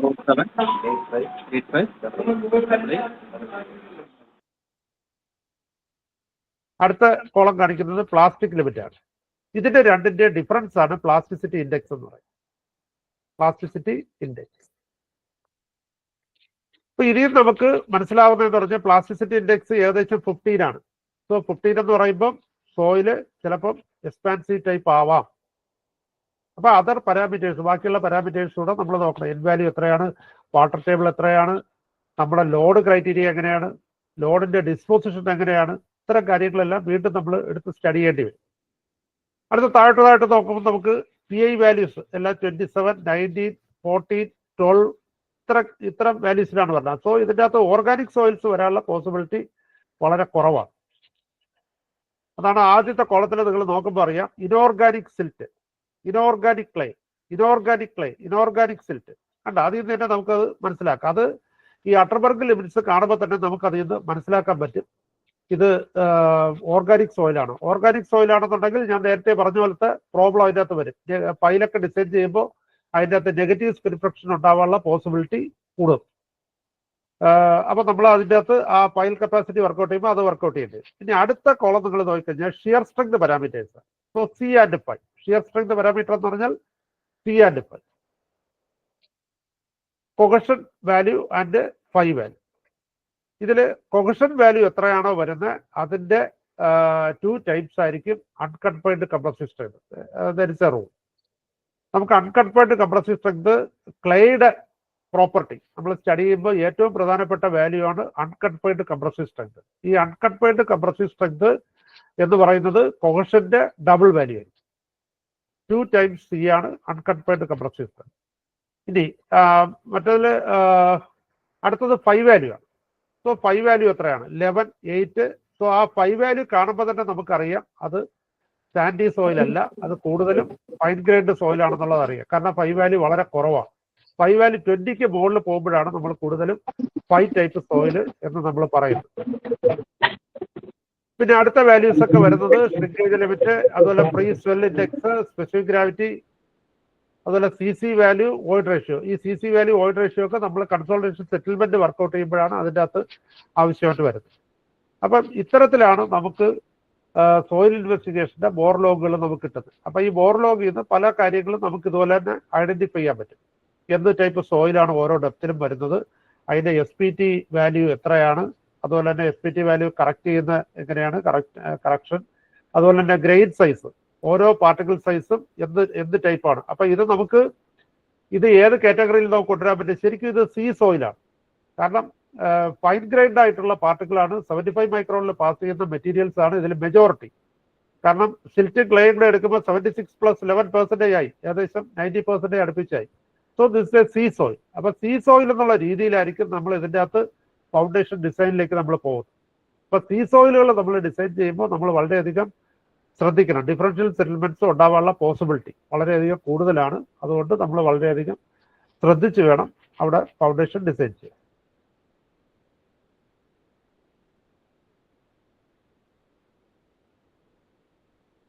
ഇത് ഒരു ബോർഹോൾ ഡീറ്റെയിൽ ആണ്. ഈ ബോർഹോൾ ഡീറ്റെയിലിനകത്ത് നമ്മൾ നോക്കിക്കഴിഞ്ഞാൽ ആദ്യത്തെ 3 മീറ്റർ വരെ SPT റിബൗണ്ട് ചെയ്തിട്ടുണ്ട്. SPT റിബൗണ്ട് ചെയ്ത് എങ്ങനെയാണ്? അതും പല സോയിൽ ഇൻവെസ്റ്റിഗേഷൻ റിപ്പോർട്ടുകളിലും അപാകതയാണ് കാണുന്നത്. SPT അവർ എൻ വാല്യൂ ഗ്രേറ്റർ ദാൻ 50 എന്ന് പറഞ്ഞാൽ ഉടനെ റിബൗണ്ട് എന്ന് പറയും. പക്ഷെ അങ്ങനെയല്ല. റിബൗണ്ടിന് IS കോഡ് ക്രൈറ്റീരിയ അനുസരിച്ച് 3 ക്ലോസ് റിബൗണ്ടിൻ്റെ അകത്തുണ്ട്. അതായത് നമുക്ക് SPT എൻ വാല്യൂ എടുക്കുന്നത് ആദ്യത്തെ സീറ്റിംഗ് ഡ്രൈവ് 15 സെന്റിമീറ്റർ, അടുത്ത 15 പ്ലസ് 15. ആ 30 സെന്റിമീറ്ററിന്റെ ഡ്രൈവിന്റെ ടോട്ടൽ കൗണ്ടിനെയാണ് നമ്മൾ എൻ വാല്യൂ എന്ന് പറയുന്നത്. അപ്പൊ ഈ എൻ വാല്യൂ നമ്മൾ എടുക്കുമ്പോഴത്തേക്ക് ഏതെങ്കിലും ഒരു കോളത്തിന്റെ അകത്ത് 50യേക്കാളും കൂടുതൽ വരികയാണ്, അത് നമുക്ക് റെഫ്യൂസലായിട്ട് രേഖപ്പെടുത്താം. ഇനി പല സോയിൽ ഇൻവെസ്റ്റിഗേഷനിലും ഞാൻ കണ്ടിട്ടുണ്ട്, ലാസ്റ്റ് 2 കോളംസ് ആഡ് ചെയ്തിട്ട് അത് 50യേക്കാളും കൂടുതലാണെങ്കിൽ ഉടനെ റെഫ്യൂസൽ എന്ന് രേഖപ്പെടുത്തിയിട്ടുണ്ട്. അത് തെറ്റാണ്, 100% തെറ്റാണ്. അങ്ങനെയല്ല റെഫ്യൂസൽ രേഖപ്പെടുത്തേണ്ട. ഏതെങ്കിലും ഒരു കോളത്തിന്റെ അകത്ത് 50യേക്കാളും കൂടുതൽ വരെയാണെങ്കിൽ റെഫ്യൂസൽ രേഖപ്പെടുത്താം. അടുത്ത് ഈ 3 കോളവും ആഡ് ചെയ്യുമ്പോൾ 100 വരെയാണെങ്കിൽ അവിടെയും നമുക്ക് റെഫ്യൂസൽ രേഖപ്പെടുത്താം. അല്ലാന്നുണ്ടെങ്കിൽ 10 കൺസിക്യൂട്ടീവ് ബ്ലോസ് നമ്മൾ ചെയ്യുമ്പോൾ പെനട്രേഷൻ നില്ലാണെങ്കിൽ നമുക്ക് റെഫ്യൂസൽ രേഖപ്പെടുത്താം. ഈ 3 ക്രൈറ്റീരിയയിൽ മാത്രമേ നമുക്ക് റെഫ്യൂസൽ രേഖപ്പെടുത്താൻ പറ്റുള്ളൂ. ഞാൻ കണ്ടിട്ടുള്ള ഒരു 90% സോയിൽ ഇൻവെസ്റ്റിഗേഷൻ റിപ്പോർട്ടുകളും തെറ്റാണ് ആ ഒരു ആസ്പെക്ട്. അവര് ലാസ്റ്റ് 2 കോളംസ് ആഡ് ചെയ്യുമ്പോൾ 50 കിട്ടുകയാണെന്നുണ്ടെങ്കിൽ ഉടനെ റെഫ്യൂസൽ എന്ന് എഴുതിയാണ്. ഒരിക്കലും അങ്ങനെയല്ല. റെഫ്യൂസൽ ക്രൈറ്റീരിയ എന്ന് പറഞ്ഞാൽ ഇതാണ്. ഓക്കെ, ഈ സോയിൽ ഇൻവെസ്റ്റിഗേഷൻ റിപ്പോർട്ട് നിങ്ങൾ നോക്കിക്കഴിഞ്ഞാൽ ആദ്യത്തെ 3 മീറ്റർ ഡെപ്തിൽ SPT റിബൗണ്ട് ചെയ്തതായിട്ടാണ് പറഞ്ഞിരിക്കുന്നത്. സോയിൽ സാമ്പിൾ കിട്ടിയിട്ടില്ല, അവിടെ ബ്രോക്കൺ റോക്ക് പീസസ് ആണ് കിട്ടിയിരിക്കുന്നത്. So N value more than 50 എന്ന് എഴുതിയിട്ടുണ്ട്. തൊട്ട് താഴെ വരുമ്പോൾ നോക്കി 3 മീറ്റർ മുതൽ താഴോട്ട് വരുമ്പോൾ അവിടെ SP ആണ് ഗ്രേഡ് സോയിലിന്റെ. SP എന്ന് പറഞ്ഞാൽ എന്താണ്? പൂർലി ഗ്രേഡഡ് സാൻഡ് ആണ്. സാൻഡി സോയിലുകളിൽ ഏറ്റവും അധികം ശ്രദ്ധിക്കേണ്ട ടൈപ്പ് സോയിലാണ് SP. കാരണം അത് ലിക്വിഫാക്ഷൻ പൊട്ടൻഷ്യൽ ഉണ്ടാക്കും. ലിക്വിഫാക്ഷൻ പൊട്ടൻഷ്യൽ നമ്മൾ സ്റ്റഡി ചെയ്യേണ്ടതുണ്ട്. ലൂസ് ടൈപ്പ് സോയിലുകൾ ഇതിന്റെ ID വാല്യൂ വളരെ കുറവായിരിക്കും. ഈ SP ടൈപ്പ് സോയിലുകളിലെ ID വാല്യൂ വളരെ കുറവായിരിക്കും. ഇതിൻ്റെ അകത്ത് ഞാൻ നിങ്ങൾക്ക് മറ്റൊരു ക്ലാരിഫിക്കേഷൻ പറയാൻ ആഗ്രഹിക്കുന്നത്, ഈ എന്താണ് ഷാലോ ഫൗണ്ടേഷന്റെ SPC വർക്കൗട്ട് ചെയ്യുന്ന ഇക്വേഷൻ, അതിന്റെ റിലവൻസി എന്താണ്, അതുകൂടെ ജസ്റ്റ് ഒന്ന് പറഞ്ഞു പോകും.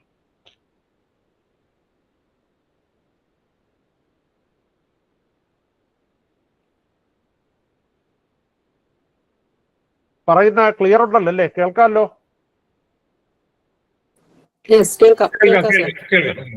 ശരി ശരി. നമ്മൾ ഒരു ഐസൊലേറ്റഡ് ഫുട്ടിംഗ്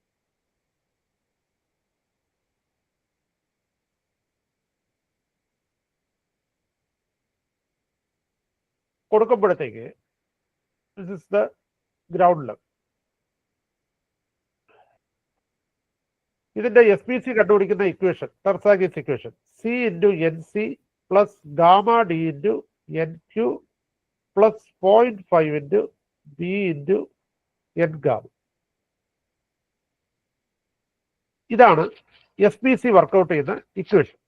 ഇതിനകത്ത് 3 ടേമുകളാണുള്ളത്. അതിൽ ആദ്യത്തത് നമ്മൾ കൊഹഷൻ ടേം എന്നാണ് പറയുന്നത്. അപ്പം കൊഹസീവ് സോയിൽ അല്ലാന്നുണ്ടെങ്കിൽ ഈ ടേമിന് 0, ഈ 2 ടേമേ വരുള്ളൂ. ഈ രണ്ടാമത്തെ ടേമിന് നമ്മൾ പറയുന്ന സർചാർജ് ടേം എന്നാണ്. ഈ മൂന്നാമത്തെ ടേമിന് വെഡ്ജ് ടേം.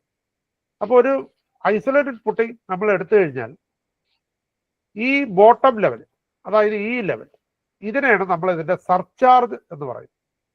സർചാർജ്. ഇതിന്റെ താഴോട്ടുള്ള ഈ പോർഷനെ പറയുന്നവരാണ് വെഡ്ജ്. അപ്പൊ ഇതിൽ തന്നെ നമുക്ക് ഈ ഇക്വേഷൻ നമുക്ക് മനസ്സിലാക്കാം, ഈ term only for cohesive soil.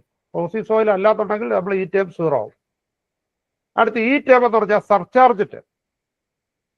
So നിങ്ങളുടെ സർചാർജ് എത്രത്തോളം കുറയോ അത്രയും നിങ്ങൾ ഈ ലെവലിൽ വരുന്ന സോയിലിന്റെ പ്രഷർ കുറഞ്ഞുകൊണ്ടിരിക്കും. ഈ സോയിലിന്റെ പ്രഷർ കാരണമാണ് ഇവിടുത്തെ സോയില്, ഈ പോർഷനിൽ വരുന്ന സോയില് കൂടുതൽ സ്റ്റേബിൾ ആവും. ഇവിടെ നിന്ന് സൈഡിലേക്ക് ഇതിനെ തള്ളും. അപ്പൊ ഇവിടെയും അതുപോലെ ഒരു പ്രഷർ സൈഡിലേക്ക്, സോയിലിന്റെ ലാറ്ററൽ പ്രഷർ സൈഡിലേക്ക് തള്ളുന്നതുകൊണ്ടാണ് ഇവിടുത്തെ സോയിൽ സ്ട്രോങ് ആവുന്നത്. പക്ഷേ ഇവിടുത്തെ സർചാർജ് കുറയുന്നതിനനുസരിച്ച് ഇവിടുത്തെ സൈഡിൽ നിന്നുള്ള സോയിൽ പ്രഷർ കുറയും. അതാണ് ഈ ടേം പ്രധാനമായിട്ടും വരുന്നത്. ഈ ടേം അതിനുള്ളതാണ്, സർചാർജ് ടേം. ഇവിടുത്തെ സർചാർജ് നിങ്ങൾ എത്രയാണോ ഉള്ളത് ആ സർചാർജ്, അപ്പൊ നിങ്ങൾ ഫൗണ്ടേഷന്റെ ഇത്രയും നിങ്ങൾ എക്സ്കവേറ്റ് ചെയ്ത് നിങ്ങൾ കഴിയുമ്പോൾ ഇവിടുത്തെ സർചാർജ് നിങ്ങൾ റിമൂവ് ചെയ്യുക. അപ്പൊ അത് എത്രത്തോളം റിമൂവ് ചെയ്യുന്നു അതിനനുസരിച്ച് ഇവിടുത്തെ സോയിലിന്റെ പ്രോപ്പർട്ടി മാറും, അതിന്റെ സ്ട്രെങ്ത് മാറും. ഇനി ഈ മൂന്നാമത്തെ ടേമാണ് വെഡ്ജ് ടേം, അതായത് ഇവിടുത്തെ സോയിലിന്റെ പ്രഷർ കൊണ്ടുണ്ടാകും. അപ്പൊ ഇതിൽ നിന്നാണ് നമ്മൾ പ്രഷർ ബൾബുകൾ വരുന്നത്.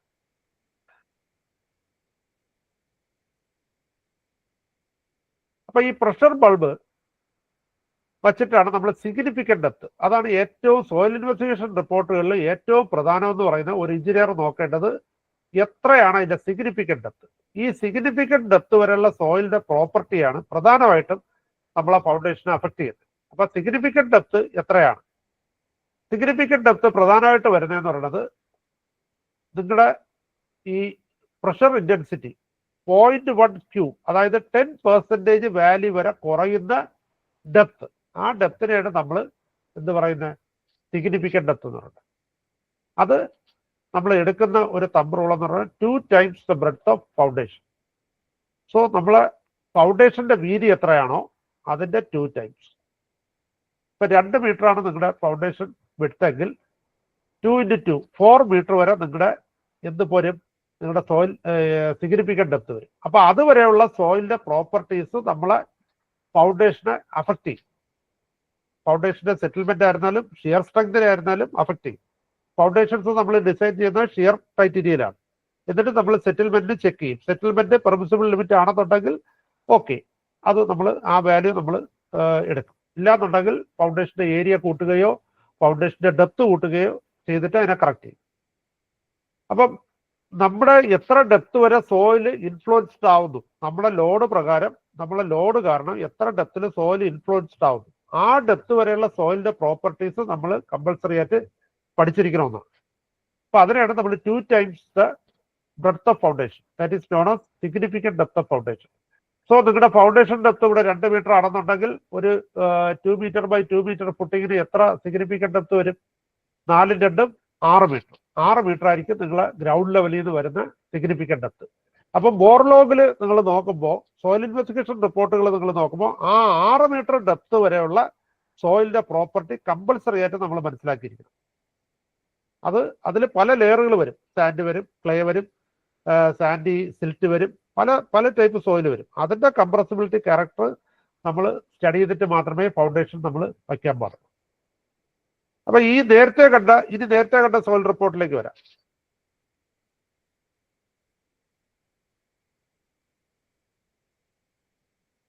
ഈ സോയിൽ റിപ്പോർട്ടിന്റെ അകത്ത് 3 മീറ്റർ വരെ റോക്കാണ്.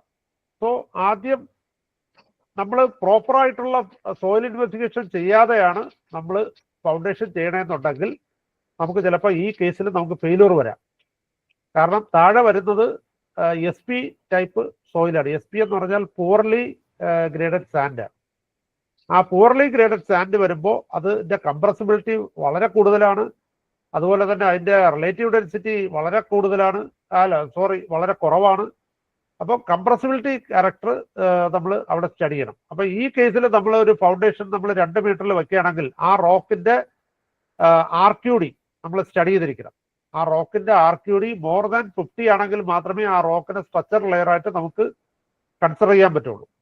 റോക്കിന്റെ RQD ലെസ് ദാൻ 50 ആണെന്നുണ്ടെങ്കിൽ ദാറ്റ് ഈസ് നോൺ, അവിടെ നമുക്കൊരു കൺസ്ട്രക്ഷൻ ലോഡ് വയ്ക്കാൻ പാടില്ലെന്നാണ്. അപ്പൊ റോക്കിന്റെ RQD നമ്മൾ സ്റ്റഡി ചെയ്യണം. റോക്കിന്റെ RQD കൃത്യമായിട്ട് അവിടെ നമ്മൾ നോക്കണം. ഈ സോയിൽ ഇൻവെസ്റ്റിഗേഷൻ റിപ്പോർട്ടിന്റെ അകത്ത് RQD പറഞ്ഞിട്ടില്ല. അപ്പൊ RQD എത്രയാണെന്നുള്ളത് സ്റ്റഡി ചെയ്യേണ്ടി വരും. ആ RQD വച്ചിട്ടാണ് നമ്മൾ നമ്മുടെ ലോഡ് ക്രൈറ്റീരിയ നമുക്ക് അവിടെ വയ്ക്കാൻ പറ്റുമോ ഇല്ലേ എന്നുള്ളത് നമ്മൾ എടുക്കുന്നത്.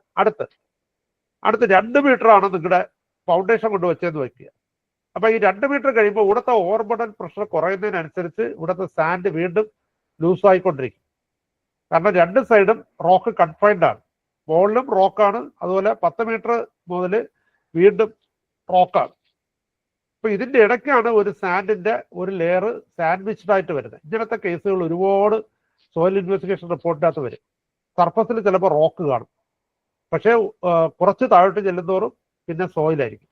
അതും വളരെ വീക്കായിട്ടുള്ള ക്ലേയോ എന്തെങ്കിലും ഉണ്ടാവും. അപ്പൊ നമ്മൾ ആ റോക്ക് IS കോഡ് പ്രകാരം റോക്കാണെങ്കിൽ മിനിമം 2 മീറ്റർ എങ്കിലും റോക്ക് പെനട്രേറ്റ് ചെയ്ത് നോക്കണമെന്നാണ് IS കോഡിൽ പറയുന്നത്. അതുപോലെ മിനിമം ഡെപ്ത് ഓഫ് ഇൻവെസ്റ്റിഗേഷൻ എന്ന് പറയുന്ന IS കോഡിൽ 6 മീറ്റർ ആണ്, or at least up to the significant depth. ഇതാണ് IS കോഡിൽ പറയുന്നത്. 6 മീറ്റർ മിനിമം, അല്ലെങ്കിൽ up to the significant depth. എത്രയാണോ ഫൗണ്ടേഷന്റെ സിഗ്നിഫിക്കന്റ് ഡെപ്ത് അത്ര വരെയെങ്കിലും നമ്മൾ മിനിമം സോയിൽ ഇൻവെസ്റ്റിഗേഷൻ ചെയ്തിരിക്കും. അപ്പൊ ഈ കേസിൽ നമുക്ക് പ്രോപ്പറായിട്ട് ആ റോക്കിന്റെ RQD അനുസരിച്ച് നമ്മൾ അവിടെ കൊണ്ട് റോക്ക് വെച്ചില്ല എന്നുണ്ടെങ്കിൽ ആ റോക്ക് ചിലപ്പം പൊട്ടിപ്പോവും. നമ്മുടെ ലോഡ് കൊണ്ട് വെക്കുന്നതിന് ഇത് വന്നിട്ട് റോക്കിന് ഷിയർ ഫെയിലർ ഉണ്ടാവും. റോക്കിന് ഷിയർ ഫെയിലർ ഉണ്ടായാൽ താഴെ ഇരിക്കുന്ന സാൻഡ് അത് SP ടൈപ്പ് സാൻഡ് ആയതുകൊണ്ട് അത് ഹൈലി കംപ്രസിബിൾ ആണ്. അത് കംപ്രസിബിൾ ആയി പോയി കഴിഞ്ഞാൽ നമ്മുടെ സ്ട്രക്ചർ ഫെയിലർ ഉണ്ടാവാനുള്ള പോസിബിലിറ്റി ഉണ്ട്. അപ്പൊ ഇത്തരം കേസുകളിൽ നമ്മൾ ഫൗണ്ടേഷൻ വെക്കുമ്പോൾ ഫൗണ്ടേഷൻ ലോഡിനനുസരിച്ച് ചെറിയ ലോഡൊക്കെ ആണെങ്കിൽ ചിലപ്പോൾ ഈ റോക്കിൽ തന്നെ വെക്കാൻ പറ്റും. പക്ഷേ ഹെവി ലോഡാണെങ്കിൽ അത് താഴത്തെ റോക്കിൽ കൊണ്ട് പെനിട്രേറ്റ് ചെയ്യുന്നതാണ് എപ്പോഴും നല്ലത്. അപ്പൊ ഇതൊരു ടിപ്പിക്കൽ ടൈപ്പ് സോയിൽ ഇൻവെസ്റ്റിഗേഷൻ റിപ്പോർട്ടാണ്. ഇനി അടുത്ത സോയിൽ ഇൻവെസ്റ്റിഗേഷൻ റിപ്പോർട്ട് നോക്കിക്കഴിഞ്ഞാൽ ഇതും ഇതേ സൈറ്റിൽ തന്നെയാണ്, സെയിം സൈറ്റിലാണ്, വേറൊരു ബോർഹോളിന്റെ ഡീറ്റെയിൽ ആണിത്. അവിടെയാണെന്നുണ്ടെങ്കിൽ ആദ്യത്തെ 3 മീറ്ററിൽ സാൻഡാണ്, അതിന് താഴോട്ട് റോക്കാണ്. ഒരേ സൈറ്റിലാണ്, ഒരേ സൈറ്റിലുള്ള 2 ബോർഹോളാണ് ഈ കാണിച്ചത്. അതിൽ ആദ്യത്തെ ബോർഹോളിൽ ആദ്യത്തെ 3 മീറ്ററിലെ റോക്കാണ്, അടുത്ത് താഴോട്ട് സാൻഡാണ്. അടുത്ത് രണ്ടാമത്തെ ബോർഹോളിൽ കാണുന്നത് ആദ്യത്തെ 3 മീറ്ററിൽ സാൻഡാണ്, അടുത്ത് പിന്നെ റോക്കാണ്.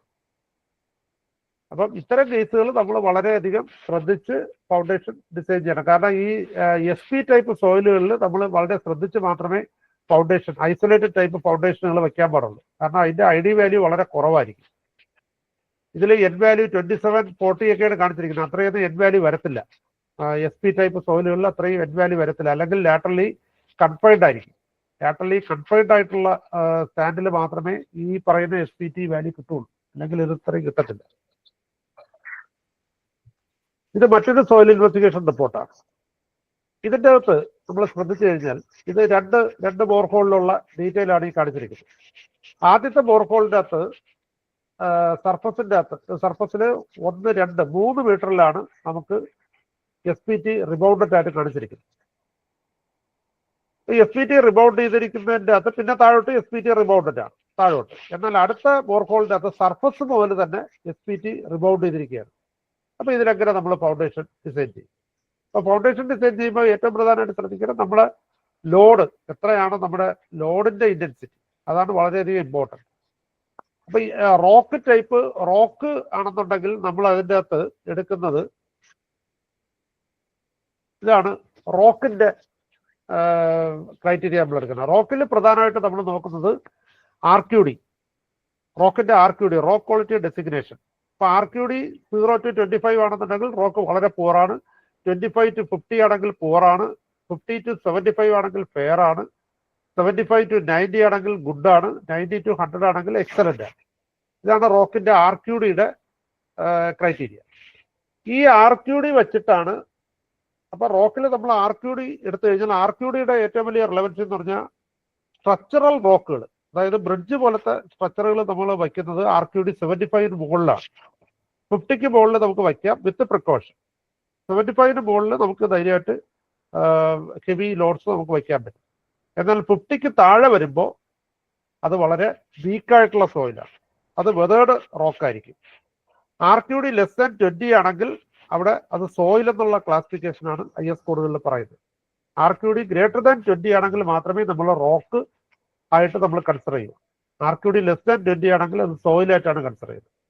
അപ്പൊ ഈ RQD നിന്ന് നമ്മൾ അടുത്ത് പോകുന്നത് റോക്കിന്റെ യൂണിആക്സിയൽ കംപ്രഷൻ സ്ട്രെങ്ത് ആണ്.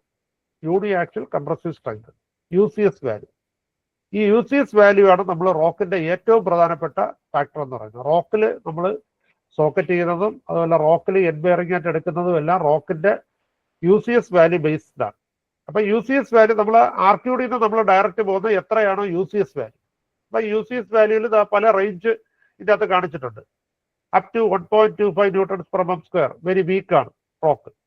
അപ്പൊ റോക്കിന്റെ നേരത്തെ മുകളിലുള്ള ക്ലാസിഫിക്കേഷൻ അനുസരിച്ച് ഈ ക്ലാസിഫിക്കേഷനിലോട്ട് നമ്മൾ വന്നിട്ട് നമ്മൾ UCS കണ്ടുപിടിക്കും. ഇത് ലാബില് ഡയറക്റ്റ് നമുക്ക് UCS നമുക്ക് ടെസ്റ്റ് ചെയ്തിട്ട് നമുക്ക് റിപ്പോർട്ടിൽ തരും.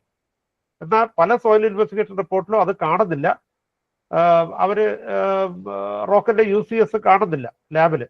അപ്പൊ അങ്ങനത്തെ കേസുകളിൽ നമുക്ക് ഈ ഒരു അസംഷനെങ്കിലും എടുത്ത് വേണം നമ്മൾ ഡിസൈനിലേക്ക് പോകാൻ. അല്ല UCS ലാബ് റിസൾട്ട് തന്നിട്ടുണ്ടെങ്കിൽ ഓക്കെ, അത് ധൈര്യമായിട്ട് നമുക്ക് അതെടുക്കാം. പക്ഷെ പല കേസുകളിലും UCS വാല്യൂ, റോക്കിന്റെ UCS വാല്യൂ തരില്ല. അതിൽ RQD മാത്രമേ പറയുള്ളൂ. RQD CR മാത്രമേ പറയുള്ളൂ. CR എന്ന് പറഞ്ഞാൽ കോർ റിക്കവറി.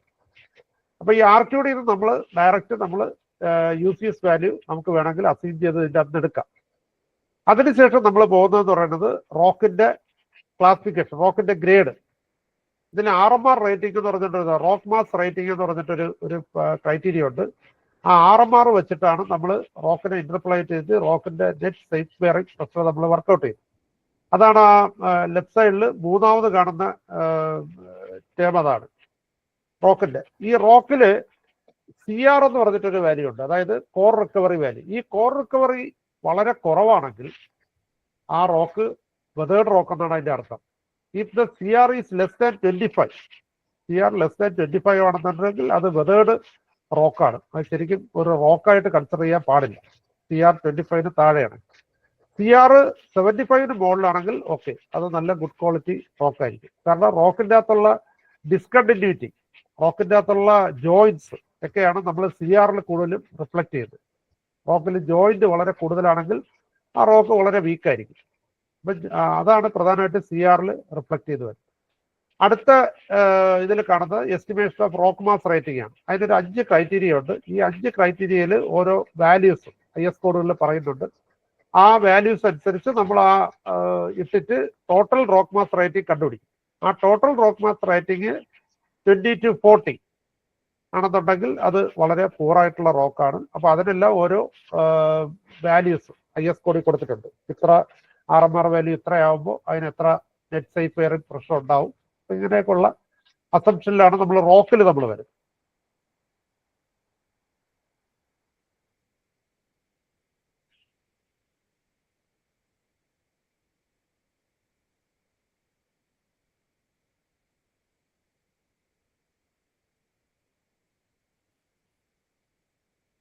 ഓക്കെ, അപ്പം ഈ സോയിൽ ഇൻവെസ്റ്റിഗേഷൻ റിപ്പോർട്ടിനകത്ത് നമ്മൾ കാണുന്നത് ടോപ്പിൽ 3 മീറ്റർ ഡെപ്ത് വരെ സോയിലാണ് കാണുന്നത്.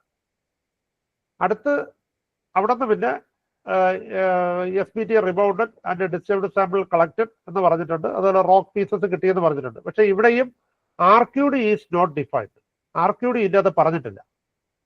അപ്പം RQD കിട്ടിയാൽ മാത്രമേ നമുക്ക് റോക്കിൽ ബാക്കിയുള്ള കാൽക്കുലേഷൻസ് നമുക്ക് എടുക്കാൻ പറ്റുള്ളൂ. അപ്പം ഇതിൻ്റെ അകത്ത് RQD പറഞ്ഞിട്ടില്ലാത്തത് കാരണം നമുക്ക് വീണ്ടും ക്ലാരിഫിക്കേഷൻ ഇതിൻ്റെ അകത്ത് ചിലപ്പോൾ വേണ്ടി വന്നേക്കാം. റോക്ക് എന്നുള്ള ക്രൈറ്റീരിയയിൽ നമ്മൾ ഡിസൈൻ എടുക്കാനാണ്. അടുത്ത് രണ്ടാമത്തെ ഇതിലാണ് സർഫസിൽ തന്നെ നമുക്ക് ഇത് 50 വന്നിട്ടുണ്ട്, ഗ്രേറ്റർ ദാൻ 50 വന്നിട്ടുണ്ട്. അപ്പോൾ അവിടെ ഈ SBT rebounded and disturbed samples collected എന്നാണ്. അതുപോലെ അതിന്റെ തൊട്ട് താഴെ പറഞ്ഞിട്ടുണ്ട് SBT rebounded broken rock pieces collected. അപ്പോൾ അവിടെ റോക്ക് ആയെന്നുള്ളതാണ് അതിന്റെ അർത്ഥം. പക്ഷേ RQD കിട്ടിയാൽ മാത്രമേ, റോക്ക് ആണെങ്കിൽ അതിൻ്റെ അകത്ത് ഡെഫിനറ്റ് ആയിട്ട് RQD കണ്ടിരിക്കണം. അതാണ് ഈ സോയിൽ ഇൻവെസ്റ്റിഗേഷനുകളുടെ അപാകത. ഈ 2 സോയിൽ ഇതിൻ്റെ അകത്ത് ഉള്ള ഏറ്റവും വലിയ അപാകത എന്ന് പറയുന്നത് റോക്കാണെന്ന് അവർ പറഞ്ഞിട്ടുണ്ട്. പക്ഷെ റോക്കിന്റെ RQD CRഉം ഇല്ല. അങ്ങനെ ഒരു സോയിൽ ഇൻവെസ്റ്റിഗേഷൻ നമുക്ക് അക്സെപ്റ്റ് ചെയ്യാൻ പറ്റില്ല. അടുത്ത് ഈ സോയിൽ ഇൻവെസ്റ്റിഗേഷൻ റിപ്പോർട്ടിൻ്റെ അകത്ത് നമ്മൾ ശ്രദ്ധിക്കേണ്ട 1-2 കാര്യങ്ങൾ. ഇതിൽ ഒരു 9-12 മീറ്റർ വരെ 23 എൻ വാല്യൂ കാണിക്കുന്നത്. അതിന് താഴെ എൻ വാല്യൂ കുറയാണ്. 8, 9, 8, 9 അങ്ങനെ 7 അങ്ങനെ ആ ക്രൈറ്റീരിയയിൽ പോകും. അപ്പൊ ഇത്തരം കേസുകൾ നമുക്ക് ഒരുപാട് വരും. ഇവിടെയാണ് ഞാൻ നേരത്തെ പറഞ്ഞ സിഗ്നിഫിക്കന്റ് ഡെപ്ത് എന്നുള്ള ഒരു ക്രൈറ്റീരിയൻ്റെ അകത്ത് വരുന്നത്. നമ്മുടെ ലോഡിനനുസരിച്ച്, നമ്മുടെ ഫുട്ടിങ്ങിന്റെ ഏരിയ അനുസരിച്ച് എത്രയാണോ അതിന്റെ സിഗ്നിഫിക്കന്റ് ഡെപ്ത്, ആ സിഗ്നിഫിക്കന്റ് ഡെപ്ത് വരെയുള്ള സോയിലിന്റെ ക്രൈറ്റീരിയയാണ് ഏറ്റവും ഇമ്പോർട്ടൻറ്റ്. അതിന് താഴോട്ട് നമ്മുടെ സ്ട്രക്ചറിനെ വലുതായിട്ട് അഫക്ട് ചെയ്യുന്നില്ല. അപ്പം അതിന് താഴോട്ട് വളരെ വീക്കായിട്ടുള്ള സോയിൽ ഉണ്ടെങ്കിൽ തന്നെയും നിങ്ങൾക്ക് കണക്ഷൻ ബീംസ് കറക്റ്റായിട്ട് കൊടുത്തുകൊണ്ട് ഡിഫറൻഷ്യൽ സെറ്റിൽമെന്റ് തടഞ്ഞുകൊണ്ട് നമുക്ക് വേണമെങ്കിൽ അവിടെ ഒരു ഫൗണ്ടേഷൻ നമുക്ക് ഡിസൈൻ ചെയ്ത് പോകാൻ പറ്റും. അപ്പൊ താഴോട്ട് സിഗ്നിഫിക്കന്റ് ഡെപ്തിന് താഴോട്ട് സോയിൽ വളരെ വീക്കാണെന്ന് പറഞ്ഞിട്ട് നമ്മൾ ഡീ ഫൗണ്ടേഷനിലേക്ക് പോകേണ്ട കാര്യം വരുന്നില്ല. അത് നമ്മൾ ശ്രദ്ധിച്ച് എടുത്താൽ മതിയാവും. ഇതിൽ തന്നെ അതിന്റെ തൊട്ടടുത്ത ഇതിൽ കാണിക്കുന്നത് ഇതിന്റെ ഗ്രഡേഷൻ ചാർട്ടാണ്. അതിൽ ആ സോയിൽ കാണിച്ചിട്ടുണ്ട് നോൺ പ്ലാസ്റ്റിക് ആണ്. സോയിൽ പ്ലാസ്റ്റിക് നേച്ചറിലുള്ളതല്ല, സോയിൽ നോൺ പ്ലാസ്റ്റിക് ആണ്. സിൽറ്റും ക്ലേയും കണ്ടന്റ് ഒക്കെ 6, 8 അങ്ങനെയൊക്കെ വരുന്നുള്ളൂ. അതിന്റെ സിഗ്നിഫിക്കന്റ് ഡെപ്ത് അല്ല, ഒരു ഷാലോ ഫൗണ്ടേഷൻ നമ്മൾ കൊടുത്തു കഴിഞ്ഞാൽ അതിന്റെ സിഗ്നിഫിക്കന്റ് ഡെപ്തിന് താഴെ മാത്രമേ ക്ലേ കണ്ടന്റ് കൂടുതൽ വരുന്നുള്ളൂ. അപ്പൊ അവിടെ നമ്മൾ പ്രോപ്പർ പ്രിക്കോഷൻ ചെയ്തുകൊണ്ട് നമുക്ക് ഷാലോ ഫൗണ്ടേഷൻ കൊടുക്കാനായിട്ട് പറ്റും ഈ കേസുകൾ. ഇതിൽ ഏറ്റവും താഴെ 29 മീറ്റർ മുതൽ അങ്ങോട്ട് CR, അതായത് കോർ റിക്കവറി 65 RQD 56 കാണിച്ചിട്ടുണ്ട്. എപ്പോഴും കോർ റിക്കവറി RQDയേക്കാളും മുകളിലായിരിക്കും. മെജോറിറ്റി കേസുകളിൽ RQD വാല്യൂ ആയിരിക്കും കുറവ്. കോർ റിക്കവറി എപ്പോഴും കൂടുതൽ തന്നെ ആയിരിക്കും. കോർ റിക്കവറി നോക്കിയിട്ടാണ് നമ്മൾ റോക്കിന്റെ ഡിസിൻറ്റഗ്രേഷൻ, റോക്ക് എത്രത്തോളം ജോയിന്റ് ഉള്ളതാണ്, ഇങ്ങനെയുള്ളത് നമ്മൾ കണ്ടുപിടിക്കുന്നത് കോർ റിക്കവറി അനുസരിച്ചാണ്. കോർ റിക്കവറി ലെസ് ദാൻ 25 ആണെന്നുണ്ടെങ്കിൽ റോക്ക് മട്ടി ടൈപ്പ് പാറയായിരിക്കും. അത് വെതേർഡ് റോക്ക് ക്ലാസിഫിക്കേഷനിൽ വരുന്നതാണ്. കോർ റിക്കവറി എപ്പോഴും ഒരു 75 മുകളിലാണ് നമ്മൾ സ്ട്രക്ചറൽ റോക്കുകൾ എന്ന് നമ്മൾ പറയുന്നത്. അത് വളരെ സ്ട്രോങ് ആയിട്ടുള്ള റോക്കായിരിക്കും. അതിന് RQD അതുപോലെ 75 മുകളിലായിരിക്കും. RQD 50 മുകളിൽ നമുക്ക് ലോഡ് വയ്ക്കാം വിത്ത് പ്രിക്കോഷൻ. അപ്പൊ ഇനിയും ശരിക്കും ഈ സോയിൽ ഇൻവെസ്റ്റിഗേഷൻ റിപ്പോർട്ടിനകത്ത് ഒരുപാട് കാര്യങ്ങൾ നമ്മൾ പഠിക്കാനായിട്ടുണ്ട്. അതിൽ കുറച്ച് 1-2 കാര്യങ്ങളൂടെ പറയാനുള്ളത്. ഒന്ന്, എക്സ്പാൻസീവ് സോയിൽ പ്രോബ്ലമാറ്റിക് ആയിട്ടുള്ള, എഞ്ചിനീയേഴ്സിന് പ്രോബ്ലമാറ്റിക് ആയിട്ടുള്ള പ്രധാനമായിട്ടും 5 തരം സോയിലാണ്. ഒന്ന്, എക്സ്പാൻസീവ് സോയിൽ. ഈ എക്സ്പാൻസീവ് സോയിലിൽ നമ്മൾ വളരെയധികം, കാരണം ക്ലേയുടെ ഈ ക്ലേ ടൈപ്പ് സോയിലുകളിൽ ഇന്റർമോളിക്കുലർ അട്രാക്ഷൻ വഴിക്കാണ് ക്ലേയുടെ പ്രോപ്പർട്ടീസ് എല്ലാം മാറുന്നത്. അപ്പൊ അതിൽ വെള്ളം വരുമ്പോഴത്തേക്ക് അതിൽ സിലിക്കയും അതുപോലെ OH, അതിന്റെ ഹൈഡ്രോക്സിൽ അയോൺസ്, ഇതിന്റെ റിപ്പൽഷൻ കൊണ്ടാണ് ക്ലേക്കകത്ത് എക്സ്പാൻസീവ് പ്രോപ്പർട്ടി ഉണ്ടാകുന്നത്. അപ്പോൾ ആ എക്സ്പാൻസീവ് പ്രോപ്പർട്ടി വളരെയധികം നമ്മൾ സ്റ്റഡി ചെയ്യേണ്ടതുണ്ട്. അത് പ്രധാനമായിട്ട് PI വാല്യൂ 15-നേക്കാളും കൂടുതൽ വരുന്ന കേസുകളിലാണ് എക്സ്പാൻഷൻ ഉണ്ടെന്നുള്ളത് നമ്മളൊരു അസംഷനിൽ നമ്മൾ എടുക്കേണ്ടത്.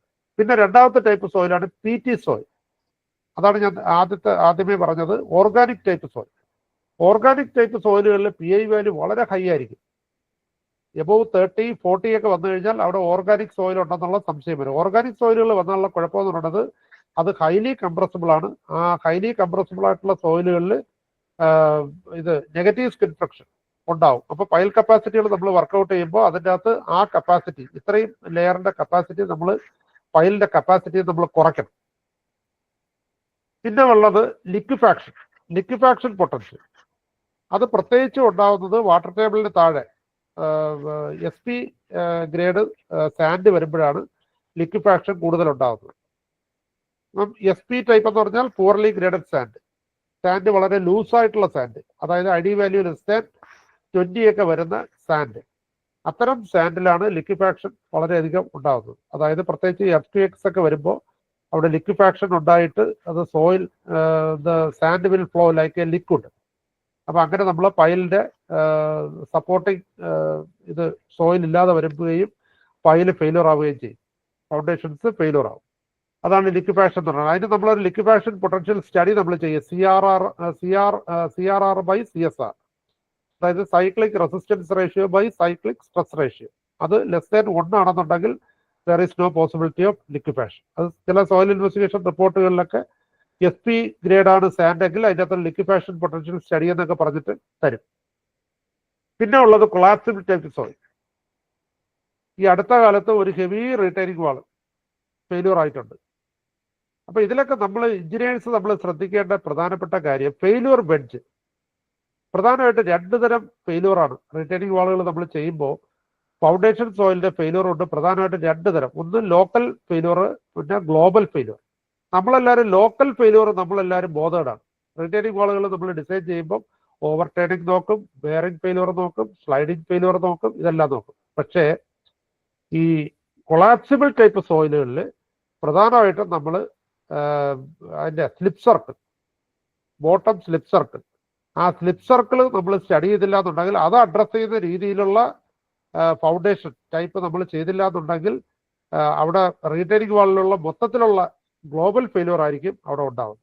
അപ്പോൾ അത് നമ്മൾ കൊളാപ്സിബിൾ ടൈപ്പ് സോയിലുകൾ നമ്മൾ സോയിൽ ഇൻവെസ്റ്റിഗേഷൻ റിപ്പോർട്ടുകളിൽ നമ്മൾ മനസ്സിലാക്കും. പിന്നെ ഉള്ള സെൻസിറ്റീവ് സോയിൽ, അത് പ്രത്യേകിച്ചും ക്ലേ ടൈപ്പ് സോയിലാണ് സെൻസിറ്റീവ് ഉണ്ടാകുന്നത്. കാരണം റീമോൾഡ് ചെയ്ത് കഴിയുമ്പോൾ അതിൻ്റെ സ്ട്രെങ്ത് കുറയും, വീണ്ടും അതിൻ്റെ സ്ട്രെങ്ത് അത് അറ്റൈൻ ചെയ്യും. അതിൻ്റെ 50% സ്ട്രെങ്ത് വീണ്ടും അത് റിഗെയിൻ ചെയ്യും. അതിനെയാണ് നമ്മൾ തിക്സോട്രോപ്പി ഓഫ് സോയിൽ എന്ന് പറയുന്നത്, തിക്സോട്രോപ്പിസം.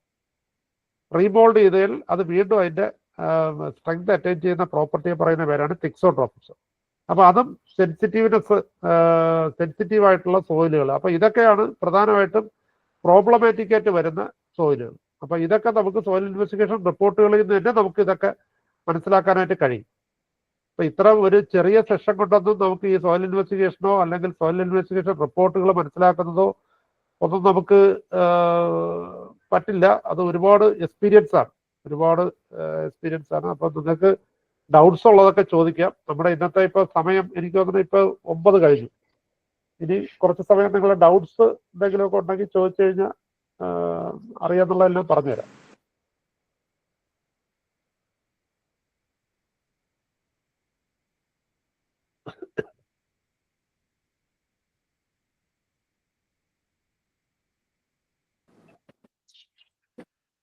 ഓക്കെ സർ, കേൾക്കാവോ? കേൾക്കാം. ഹലോ സർ, ഈ സീസൺ നമ്മൾ ഈ സോയിൽ ഇൻവെസ്റ്റിഗേഷൻസ് നടത്തുന്നതിന് എന്തെങ്കിലും പർട്ടിക്കുലർ സീസൺ സജസ്റ്റ് ചെയ്യാനുണ്ടോ? എപ്പോഴും നമ്മൾ റെയിനി സീസണിൽ സോയിൽ ഇൻവെസ്റ്റിഗേഷൻ ചെയ്യുന്നതാണ് എപ്പോഴും നല്ലത്. റെയിനി സീസണിൽ കാരണം വാട്ടർ ടേബിളിന്റെ ആ ഒരു സ്റ്റഡി, നമ്മൾ ബോർഹോളിന്റെ ഈ വാട്ടർ ടേബിൾ ഫ്ലക്ച്വേഷൻ നമ്മൾ ചില കേസുകളിലൊക്കെ നമ്മൾ സ്റ്റഡി ചെയ്യാറുണ്ട്. അതായത് ഒരു ദിവസം നിൽക്കുന്ന വാട്ടർ ടേബിൾ അടുത്ത ദിവസം അത് എത്ര വാട്ടർ ടേബിൾ ആയിട്ട് കൂടി അല്ലെങ്കിൽ കുറഞ്ഞു, ഇതുള്ളത് നമ്മൾ സ്റ്റഡി ചെയ്യാറുണ്ട്. അതൊരു പെർമിയബിലിറ്റി സ്റ്റഡിയുടെ ഒരു ഭാഗമാണ്. അതുപോലെ തന്നെ ഈ മഴ സമയത്തായിരിക്കും വെള്ളം ഏറ്റവും കൂടുതൽ വരുന്നത്. അപ്പം വെള്ളമാണ് ഏറ്റവും വലിയ പ്രശ്നം ഈ പല സോയിലിലും നമുക്ക് വരുന്നത്. അപ്പൊ അതുകൊണ്ട് മഴ സമയത്താകുമ്പോൾ നമുക്ക് മാക്സിമം വാട്ടർ ലെവൽ എത്രയാണെന്നുള്ളത് നമുക്ക് അസസ് ചെയ്യാനായിട്ട് പറ്റും. ഓക്കെ സർ, ഒരു ഇൻവെസ്റ്റിഗേഷൻ നമ്മൾ സ്റ്റഡി നടത്തിയിട്ട് നമ്മൾ ഡിസൈൻ ചെയ്യാൻ എത്ര ടൈം വരെ എടുക്കാം? ഫോർ എക്സാമ്പിൾ, ഇപ്പൊ നമുക്ക് ഡിസൈൻ വരുമ്പോൾ ഒരു 5 to 6 years ഒക്കെ കഴിഞ്ഞിട്ടാണ് പ്രപ്പോസൽ വരുന്നത്, ഇൻവെസ്റ്റിഗേഷൻ നടത്തി. അപ്പൊ എത്ര കാലയളവ് നമുക്ക് അതിന് അനുവദിക്കാം? അത് സാധാരണ ടൈപ്പ് ഓഫ് സോയിലിനെ ഡിപ്പെൻഡ് ചെയ്തിട്ടാണ് അത് നമ്മൾ ഡിസൈഡ് ചെയ്യുന്നത്. അതായത് ടൈപ്പ് ഓഫ് സോയിൽ മാത്രമല്ല, അത് മാത്രമല്ല ആ ലോക്കലായിട്ട് ആ സൈറ്റിൽ വന്നിട്ടുള്ള ചില മാറ്റങ്ങൾ. ഇപ്പോൾ ഒരു എക്സാമ്പിൾ പറഞ്ഞാൽ, നമ്മളൊരു സോയിൽ ഇൻവെസ്റ്റിഗേഷൻ നമ്മൾ ചെയ്തു.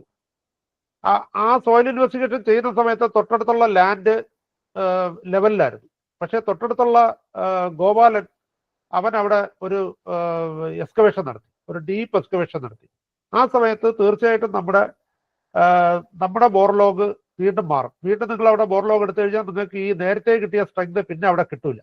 അതാണ് ലോക്കലായിട്ട് സൈറ്റിൽ വന്ന മാറ്റങ്ങൾ, അത് പ്രധാനമാണ്. അതുപോലെ തന്നെ സീസണൽ വേരിയേഷൻസ് വന്നാലും ഈ പറയുന്ന സോയിൽ ഇൻവെസ്റ്റിഗേഷൻ റിപ്പോർട്ടുകൾ മാറും. അപ്പൊ അതുകൊണ്ട് പ്രധാനമായിട്ട് നമ്മൾ ശ്രദ്ധിക്കേണ്ടത് ടൈപ്പ് ഓഫ് സോയിൽ, എന്ത് തരം സോയിലായിരുന്നു നമ്മുടെ ബോർഹോളിൻ്റെ അകത്തുണ്ടാകും. ഇപ്പൊ റോക്കാണ്, നമുക്ക് ഒരു പ്രശ്നമില്ല, എത്ര വർഷം കഴിഞ്ഞാലും ആ റോക്ക് അതുപോലെ തന്നെ അവിടെ ഉണ്ടാവും. പക്ഷെ ബാക്കിയുള്ള ടൈപ്പ് സോയിലുകൾ കൺഫൈനിങ് പ്രഷർ അനുസരിച്ച് ആ സോയിലിന്റെ പ്രോപ്പർട്ടീസ് മാറും. അപ്പം അത് വളരെയധികം ശ്രദ്ധിക്കണം. ഇപ്പൊ സാൻഡ്, ചുറ്റുമുള്ള സോയിലെല്ലാം കൺഫൈൻഡ് ആണെന്നുണ്ടെങ്കിൽ ആ സാൻഡിന് ആ സ്ട്രെങ്ത് ഉണ്ടാവും. പക്ഷെ ചുറ്റും ഉള്ള സോയിൽ ലാൻഡുകളൊക്കെ എക്സ്കവേറ്റ് ചെയ്ത് കഴിയുമ്പോൾ നമ്മളെ ലാൻഡ് വീണ്ടും റൈസ് ചെയ്താണ് നിൽക്കുന്നതെന്നുണ്ടെങ്കിൽ ദെയർ മേ ബി വേരിയേഷൻ. അപ്പൊ അത് പ്രധാനമാണ്. Okay sir, thank you. Sir, എന്റെ ഡൗട്ട്, ഈ ചില റീറ്റെയിനിങ് വാളിന് പകരം ഈ ബിൽഡിങ്ങിൽ സപ്പോർട്ട് ചെയ്തുകൊണ്ട്, കോളത്തിന് സപ്പോർട്ട് ചെയ്തുകൊണ്ട് പാനൽ വെച്ചിട്ട്, അതായത് കോൺക്രീറ്റ് പാനൽ വെച്ചുകൊണ്ട് സപ്പോർട്ട് ചെയ്തതിന് എന്തെങ്കിലും തെറ്റുണ്ടോ? അത് ബിൽഡിങ്ങിന് വേറെ എന്തെങ്കിലും രീതിയിൽ എഫക്ട് ചെയ്യുമോ എന്നുള്ളതാണ്. ഞങ്ങൾ ഇവിടെ ഒരു ഡിസൈൻ ചെയ്തിട്ടുണ്ടല്ലോ, ഇവിടെ ഈ LSCD ചെയ്തതാണ് ഈ വാമനപുരം ആ സൈഡിൽ. അതായത് ആ റീറ്റെയിനിങ് വാളിന്റെ ലോഡിന് നമ്മൾ ബിൽഡിങ്ങിലോട്ടാണ് നമ്മൾ കൊടുത്തത്. അത് ആ റീറ്റെയിനിങ് വാളിന്റെ ആ ലോഡ് ഹൊറിസോണ്ടലായിട്ട് വരുന്ന ആ ലോഡിനെ നമ്മൾ ബിൽഡിങ്ങിന്റെ കോളത്തിലേക്ക് നമ്മൾ അസൈൻ ചെയ്യും. നമ്മളിപ്പോൾ അതുപോലെ കിഫ്ബിയിലും നമ്മൾ ഡിസൈൻസ് നമ്മൾ അത് അങ്ങനെ എടുക്കുന്നുണ്ട്. അതായത് ബിൽഡിങ്ങിന്റെ കോളത്തിൽ തന്നെ നമ്മൾ റീറ്റെയിനിങ് വാള് ചെയ്തുകൊണ്ട് സോയിലിന്റെ പ്രഷർ നമ്മൾ ആ ബിൽഡിങ്ങിന്റെ കോളത്തിലേക്ക് നമ്മൾ ഡയറക്റ്റ് കൊടുക്കുന്നുണ്ട്. അങ്ങനെ കൊടുക്കുന്നുണ്ട്, തെറ്റൊന്നുമില്ല. പക്ഷെ ആ ലോഡ് നമ്മൾ അതിൻ്റെ അകത്ത് അസസ് ചെയ്യണമെന്നുള്ളതേ ഉള്ളൂ. അങ്ങനെ വരുമ്പോൾ ഈ പാനലിന്റെ തിക്നെസ്സിന് മിനിമം തിക്ക് ക്രൈറ്റീരിയ ഉണ്ടോ? ഒരു 10 or 15 to 20 മതിയാവോ എന്നുള്ളതാണ് ഡൗട്ട്. അല്ല, പാനൽ എന്ന് പറയുന്നത് അത് എങ്ങനെയാണ്? ഇൻഡിവിജ്വൽ പാനലാണോ? അതെ, ഈ സോയിലിനെ സപ്പോർട്ട് ചെയ്യുന്നത് ഈ കോളത്തിന് ട്രൈ ചെയ്തുകൊണ്ടുള്ള പാനൽ ഉണ്ടാവുമല്ലോ, എർത്ത് റീറ്റെയിൻ ചെയ്യാനുള്ള പാനല്. അത് തന്നെ, അത് സാധാരണ മോണോലിത്തിക് ആയിട്ടാണല്ലേ നമ്മൾ ചെയ്യുന്നത്? അതെ സാർ, മോണോലിത്തിക് ആയിട്ട് തന്നെ. മോണോലിത്തിക് ആയിട്ടാണ് നമ്മൾ ചെയ്യേണ്ടത്. അങ്ങനെ ചെയ്താലേ പറ്റുള്ളൂ. അപ്പൊ മോണോലിത്തിക് ആയിട്ട് ചെയ്യുമ്പോൾ പ്രധാനമായിട്ട് നിങ്ങൾ സ്ട്രട്ട് ആൻഡ് കോളം മെത്തേഡ് ആയിരിക്കും നിങ്ങൾ അവിടെ ചെയ്യുന്നത്. അതെ, സ്ലാബ് പാനൽസ്. സ്ലാബ് പാനലിന് തിക്നെസ് വളരെ കുറവായിരിക്കും. പക്ഷെ ആ പാനലിന്റെ ലോഡ് നമ്മൾ കൊടുക്കുന്നത് കോളത്തിലേക്കാണ്. ആ കോളത്തിന് നമുക്ക് ലാറ്ററൽ ബീം വെച്ചിട്ട് നമുക്ക് ബിൽഡിങ്ങിലേക്ക് നമുക്ക് വേണമെങ്കിൽ കണക്ട് ചെയ്യാം. അങ്ങനെ ആയിരിക്കും ചെയ്യുന്നത്. അപ്പൊ ആ പാനലിന്റെ സ്ട്രെങ്തിന് അവിടെ പ്രാധാന്യം ഇല്ല. കാരണം പാനലിന്റെ സ്ട്രെങ്ത് എന്ന് പറയുന്നത് മിനിമം ആ ലോഡ് നമ്മൾ ട്രാൻസ്ഫർ ചെയ്യുന്നത് കോളത്തിലേക്കും ബീമിലേക്കുമാണ്. അതാണ് സ്ട്രട്ട് ആൻഡ് കോളം മെത്തേഡ് എന്ന് പറയുന്നത്. എഞ്ചിനീയേഴ്സിന് വളരെ ഈ പല കേസുകളിലും നമുക്ക് കാൻലിവർ വാളുകൾ നമ്മൾ ചെയ്യുമ്പോൾ നമുക്ക് ബേസ് വിട്ട് 0.5 H ആരുടെയൊക്കെ മൈക്ക് ഒരു ഡിസ്റ്റർബൻസ് ആയിട്ട് വരുന്നുണ്ട്.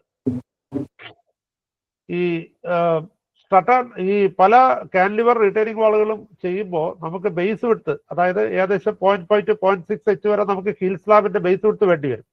അപ്പൊ ഈ ബേസ് വിട്ട് നമുക്ക് പല സ്ഥലങ്ങളിൽ കിട്ടാതെ വരുന്ന കേസുകളിൽ നമ്മൾ വളരെ എക്കണോമിക്കലായിട്ട് ചെയ്യുന്ന ഒരു ടൈപ്പ് വാളാണ് സ്ട്രട്ട് ആൻഡ് കോളം മെത്തേഡ് എന്ന് പറയും.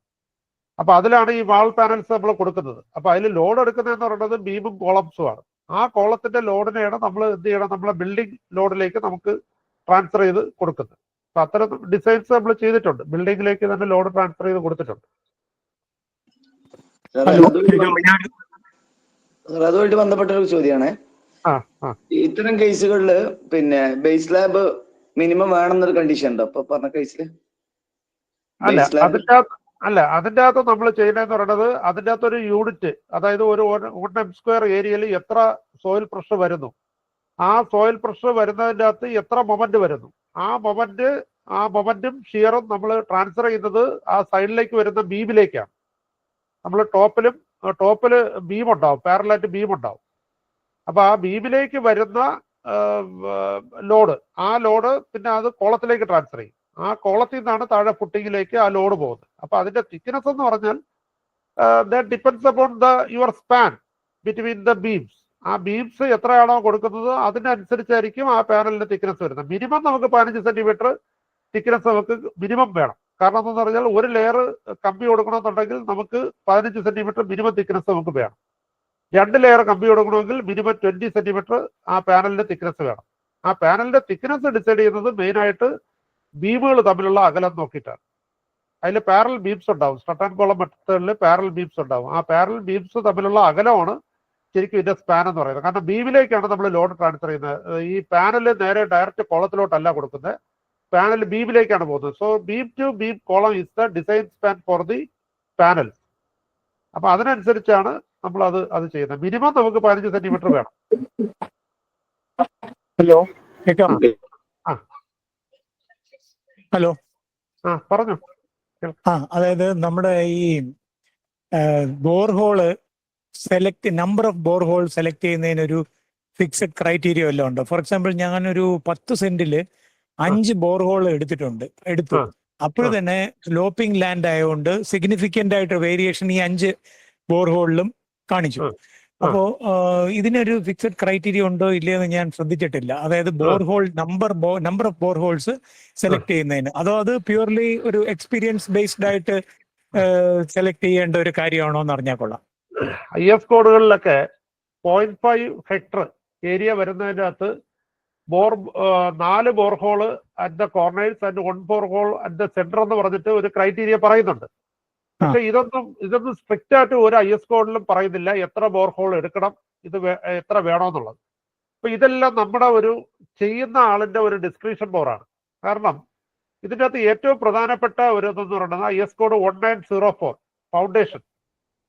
അതിൻ്റെ അകത്ത് വളരെ സ്പെസിഫിക് ആയിട്ട് പറയുന്നത് ഫൗണ്ടേഷൻ ഇരിക്കുന്ന പ്ലെയിന് 1/20 സ്ലോപ്പിലാണെങ്കിൽ അതിനേക്കാൾ സ്റ്റീപ്പായിട്ടുള്ള ഒരു 1/20 വരെ കുഴപ്പമില്ല, 1/20 സ്റ്റീപ്പായിട്ടുള്ള ഒരു സ്ലോപ്പിലാണ് നിങ്ങളുടെ ഫൗണ്ടേഷൻസ് ഇരിക്കണമെന്നുണ്ടെങ്കിൽ proper precaution taken for bending, അതിന് പ്രോപ്പർ പ്രിക്കോഷൻ നിങ്ങൾ എടുക്കണം. അപ്പൊ നിങ്ങൾ ഇപ്പോൾ ഞങ്ങളൊക്കെ എടുക്കുന്ന ഒരു തമ്പ് റൂൾ എന്ന് പറഞ്ഞാൽ 10 മീറ്റർ അകലം, 10 മീറ്റർ അകലത്തിൽ ഒരു ബോർഹോൾ നമ്മൾ എടുക്കും.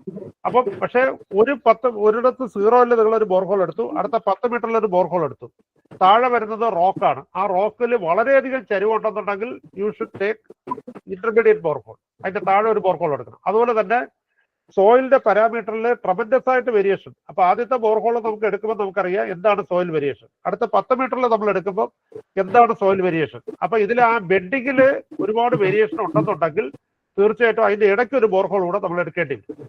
അപ്പൊ അത് നമ്മൾ സൈറ്റിലുള്ള ആ ഒരു ഡിസിഷനാണത്. Thank you. That was a very valuable information. Thank you. Okay sir, ഒരു എനിക്കൊരു സജഷൻ ഉള്ളത്, നമ്മൾ സ്പേസ് റെസ്ട്രിക്ഷൻ ഉള്ളിടത്ത് കോളം ആൻഡ് സ്ട്രട്ട് പറഞ്ഞു, ഷെൽഫ് ടൈപ്പ് കൂടെ ഒന്ന് ബ്രീഫായിട്ട് പറയാമോ?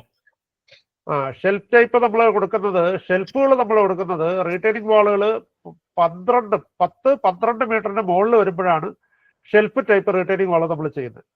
ഷെൽഫ് ടൈപ്പ് റീറ്റെയിനിങ് വാളിൽ നമ്മൾ ചെയ്യുന്നത് വെളിയിലോട്ടുള്ള ആക്റ്റീവ് പ്രഷർ കുറയ്ക്കാനായിട്ട് നമ്മൾ സോയിലിൽ തന്നെ ഓരോ ലെവലിൽ നമ്മൾ ഷെൽഫുകൾ ചെയ്യും. ഷെൽഫ് എന്ന് പറഞ്ഞാൽ ഒന്നുമില്ല, സ്ലാബ് പാനൽസ് ആണ്, സ്ലാബാണ്, ഒരു കാൻലിവർ സ്ലാബാണ്. നമ്മൾ റീറ്റെയിനിങ് വാളിൽ നിന്ന് സോയിൽ സൈഡിലേക്ക് കൊടുക്കുന്ന ഒരു സ്ലാബിനെയാണ് നമ്മൾ ശരിക്കും ഈ ഷെൽഫുകൾ എന്ന് പറയുന്നത്. അപ്പോൾ ആ ഷെൽഫുകൾ നമ്മൾ കൊടുക്കുമ്പോൾ പ്രധാനമായിട്ട് ശ്രദ്ധിക്കേണ്ട ഒരു കാര്യം, അത് ശരിക്കും ആ സോയിലിന്റെ പുറത്ത് തന്നെയാണ് നമ്മൾ ഈ ഷെൽഫുകൾ വയ്ക്കുന്നത്. അപ്പോൾ അവിടുത്തെ കോമ്പാക്ഷൻ, ആ സോയിലിന്റെ പുറത്തുള്ള ഓരോ ലെവലിലും, അതായത് ഷെൽഫ് വയ്ക്കുന്ന ലെവൽ വരെയുള്ള സോയിലിന്റെ കോമ്പാക്ഷൻ പ്രോപ്പറായിട്ട് ചെയ്തിട്ട് മാത്രമേ ഈ ഷെൽഫ് നമ്മൾ വയ്ക്കാവൂ. അപ്പൊ ഈ ഷെൽഫുകളുടെ വെയിറ്റ്, ഈ ഷെൽഫിന്റെ പുറത്ത് അടുത്ത സോയിൽ വരും. അപ്പൊ അടുത്ത ലെവലിൽ ഷെൽഫ് വയ്ക്കുമ്പോൾ അവിടുത്തെ സോയിലിന്റെ പ്രോപ്പർ കോമ്പാക്ഷൻ നമ്മൾ എൻഷുർ ചെയ്തിരിക്കണം. അങ്ങനെ വരുമ്പോൾ ഈ ആക്റ്റീവ് പ്രഷർ വളരെയധികം കുറയും. കാരണം എന്തുകൊണ്ടെന്ന് പറഞ്ഞാൽ ഇതിന്റെ കാൻലിവർ ആക്ഷൻ, ഈ ഷെൽഫുകളുടെ കാൻലിവർ ആക്ഷൻ എപ്പോഴും നമ്മുടെ സോയിൽ സൈഡിലേക്കായിരിക്കും നിൽക്കുന്നത്.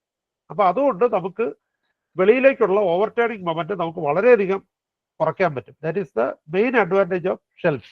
നമ്മളിവിടെ ഈ വലിയ വിള ഞങ്ങളൊരു റീറ്റെയിനിങ് വാള് നമ്മൾ ചെയ്തിട്ടുണ്ട്. ഞാൻ കോർപ്പറേഷനിലിരിക്കുമ്പോൾ, തിരുവനന്തപുരം കോർപ്പറേഷനിലിരിക്കുമ്പോൾ ഏകദേശം 11 മീറ്ററാണ് അതിന്റെ പൊക്കം. അത് കരമനയാറിന്റെ തൊട്ട് സൈഡിലാണ്. അവിടെ നമ്മൾ ചെയ്ത ഒരു വാളെന്ന് പറയുന്നത് സ്റ്റെപ്ഡ് കാൻലിവർ വാളാണ്.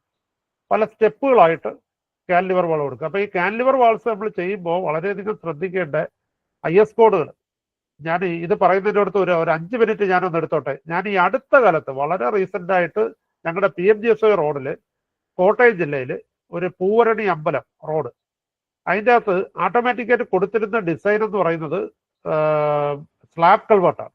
അത് 8 മീറ്റർ ക്ലിയർ സ്പാൻ ഉണ്ട്. അതിൻ്റെ അകത്ത് 62 സെന്റിമീറ്റർ സ്ലാബിന്റെ തിക്നെസ് വെച്ചിട്ടുള്ള ഡിസൈനാണ് TPR കൊടുത്തിട്ട് ഞാൻ വരുന്നതിന് മുമ്പൊക്കെ തയ്യാറാക്കിയ ഡിസൈൻ.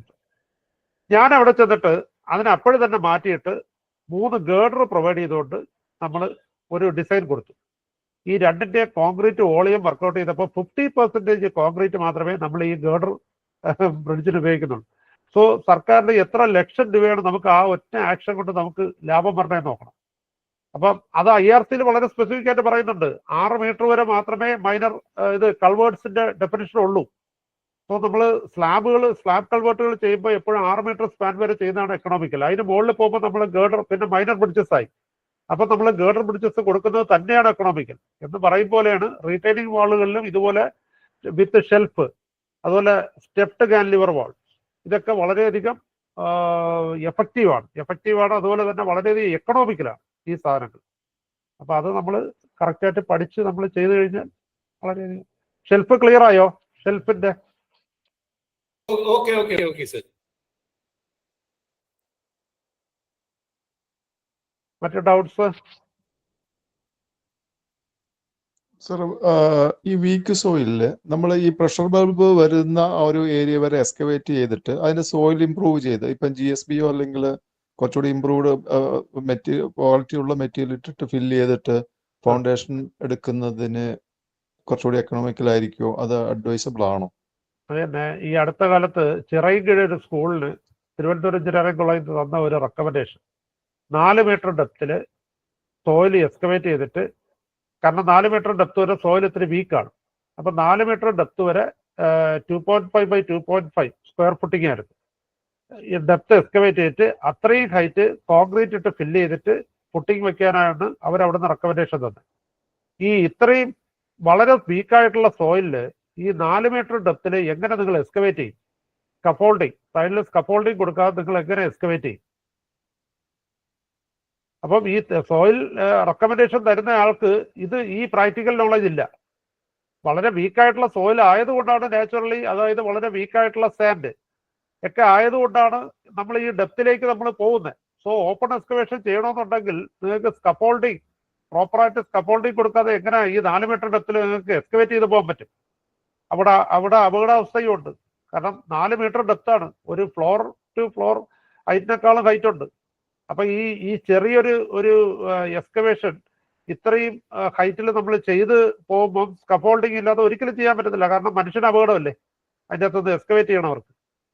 അപ്പം ഇത്രയും ഡെപ്തിൽ നമുക്ക് ഒരിക്കലും പ്രാക്ടിക്കലായിട്ട് നിങ്ങൾക്ക് അത് ചെയ്യാൻ പറ്റത്തില്ല. അവിടുത്തെ സോയിൽ എടുത്ത് മാറ്റിയിട്ട് ചെയ്യാൻ ഒരിക്കലും പറ്റത്തില്ല.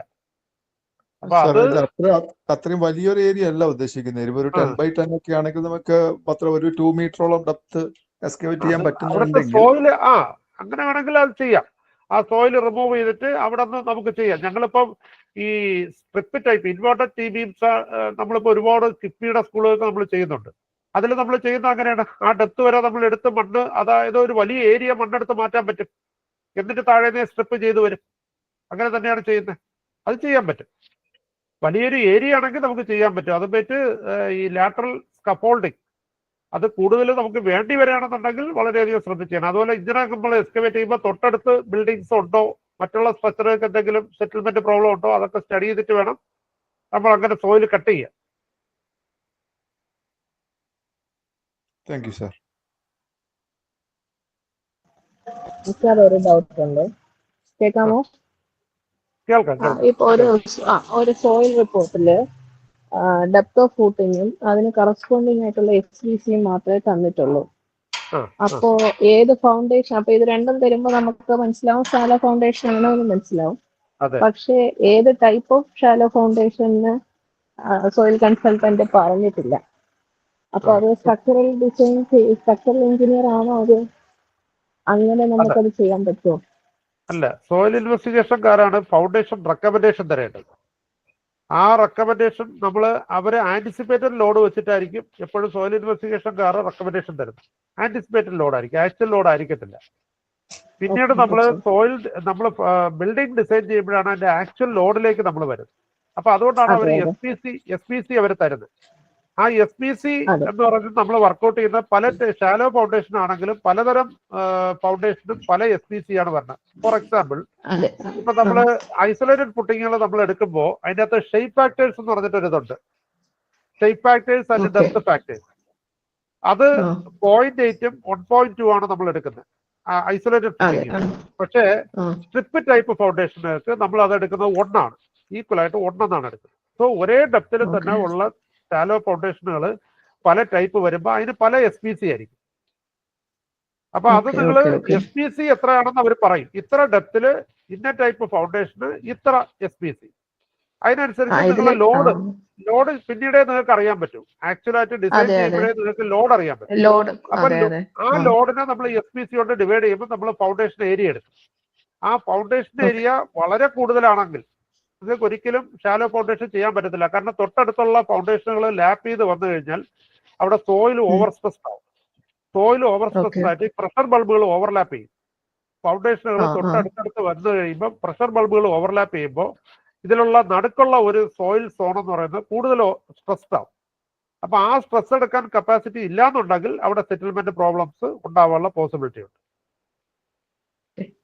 അപ്പൊ ഈ type of foundation soil consultant തന്നെ പറയണം. ഏത് ടൈപ്പ് ഫൗണ്ടേഷൻ ആണ് അവിടെ സ്യൂട്ട് എന്നുള്ളത് റെക്കമെൻഡേഷൻ തരേണ്ടത് സോയിൽ കൺസൾട്ടന്റ് തന്നെയാണ്. എൻ വാല്യൂ വെച്ചിട്ട് SPC കാൽക്കുലേറ്റ് ചെയ്യുമ്പോൾ പലപ്പോഴും കുറച്ച് വലിയ ഇത് SBC കിട്ടുന്നു എൻ വാല്യൂ വെച്ച് കാൽക്കുലേറ്റ് ചെയ്യുമ്പോൾ. അതെന്താണ് അങ്ങനെ സംഭവിക്കുന്നതെന്ന് പറയാമോ? നമ്മൾ എൻ വാല്യൂ നമ്മൾ എടുക്കുന്നതെന്ന് പറയുന്നത് നമ്മൾ ആവറേജ് എൻ വാല്യൂ ആണ് നമ്മൾ എടുക്കേണ്ടത്. അതായത് ഇപ്പോൾ ഒരു ഫൗണ്ടേഷൻ നിങ്ങൾ 2 metre by 2 metre footing 2 metre ഡെപ്തിൽ വെച്ചിരിക്കുന്നു. സോ നിങ്ങളെ ബോർഹോളിന്റെ അകത്തുനിന്ന് ഈ 2 മീറ്റർ ഡെപ്ത് മുതൽ ഏകദേശം 2 times B, ഞാൻ നേരത്തെ പറഞ്ഞ പോലെ അത്രയും ഡെപ്തിലുള്ള പല ലെയറുകളിലുള്ള എൻ വാല്യൂ വരും. ആ എൻ വാല്യൂവിന്റെ ആവറേജ് വാല്യൂ എടുത്തിട്ടാണ് നമ്മൾ എന്ത് ചെയ്യുന്നത് SPCയിലേക്ക് വരേണ്ടത്. പക്ഷെ ചിലര് ഈ ഫൗണ്ടേഷന്റെ തൊട്ട് ബേസിലുള്ള ആ SPC എടുത്തിട്ട് ആ എൻ വാല്യൂ എടുത്തിട്ട് SPCയിലേക്ക് പോകും. ഒരിക്കലും അങ്ങനെ ചെയ്യാൻ പാടില്ല. നമ്മൾ ആവറേജ് വാല്യൂസ് എടുക്കണം. ഒരു ഫുട്ടിങ്ങിന്റെ SPC നമ്മൾ വർക്ക്ഔട്ട് ചെയ്യുമ്പോൾ ആ ഫുട്ടിങ്ങിന്റെ ബേസ് മുതൽ ആ ഫുട്ടിങ്ങിന്റെ 2 times ബ്രെഡ്ത്ത് വരെ താഴോട്ടുള്ള ഒരു അപ്രോക്സിമേറ്റ് ഒരു ഡെപ്ത് വരെയുള്ള പല പല എൻ വാല്യൂസ് വരും, പല പല ലെയറിന്റെ എൻ വാല്യൂസ്. ആ എൻ വാല്യൂസ് നമ്മൾ മൊത്തത്തിൽ എടുത്തിട്ട് അതിന്റെ ആവറേജ് എടുക്കണം. ഈ ആവറേജ് എടുക്കുമ്പോൾ ഇതിൻ്റെ അകത്തുള്ള ഏതെങ്കിലും ഒരു ഇൻഡിവിജ്വൽ വാല്യൂ 50%-നേക്കാളും താഴെയാണെന്നുണ്ടെങ്കിൽ അതിനെ നമ്മൾ ഡിസ്കാർഡ് ചെയ്യാം. അതിനെ ഡിസ്കാർഡ് ചെയ്തിട്ട് ബാക്കിയുള്ള വാല്യൂസിന്റെ ആവറേജ് എടുത്തിട്ട് വേണം നമ്മൾ എന്തിലേക്ക് പോകാൻ, SPC വർക്കൗട്ട് ചെയ്യാനായിട്ട് പോകാൻ. അങ്ങനെ വന്നില്ല എന്നുണ്ടെങ്കിൽ നിങ്ങൾ ഏതെങ്കിലും ഐസൊലേറ്റഡ് വാല്യൂസ് എടുത്ത് നിങ്ങൾ വർക്കൗട്ട് ചെയ്താൽ SPC വളരെ ക്രമാതീതമായിട്ട് കൂടുതൽ വരും. ഇതാണ് നേരത്തെ ഞാൻ തുടക്കത്തിൽ പറഞ്ഞ ഒരു പൈലിന്റെ ഇഷ്യൂ. അതാണ് ആ ഡിസൈനർ അതിൻ്റെ അകത്ത് എടുത്തിരിക്കുന്നത് ഫ്രിക്ഷൻ ബെയറിംഗ് ആണ് അതിൻ്റെ അകത്ത് പൈലിന്റെ കപ്പാസിറ്റി എടുത്തിരിക്കുന്നത്. എന്നിട്ട് അദ്ദേഹം എടുത്തിരിക്കുന്ന എൻ വാല്യൂ എന്ന് പറയുന്നത് ഏറ്റവും ബേസിലുള്ള എൻ വാല്യൂ ആണ്. അവിടുത്തെ എൻ വാല്യൂ വളരെ കൂടുതലായിരുന്നു. അദ്ദേഹം ആ എൻ വാല്യൂ എടുത്ത് ഫ്രിക്ഷനിൽ ഇട്ടപ്പോഴത്തേക്ക് ഫ്രിക്ഷൻ കപ്പാസിറ്റി വളരെ കൂടി. അപ്പൊ 56 ടണ്ണ് നമുക്ക് ഡിഫൈൻ ചെയ്ത് തന്ന പൈല് 19 ടണ്ണിൽ ഫെയിലൂർ ആയിപ്പോയി. അപ്പം ആ എൻ വാല്യൂ നിങ്ങൾ എടുക്കുമ്പോൾ ആവറേജ് എൻ വാല്യൂ അത് ശ്രദ്ധിച്ച് വേണം എടുക്കാനായിട്ട്.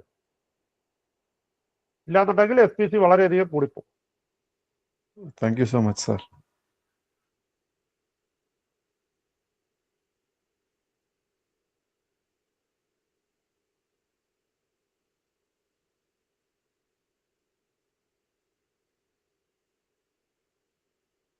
മറ്റു ഡൗട്ട്സ് ഒന്നും ആർക്കും ഇല്ല?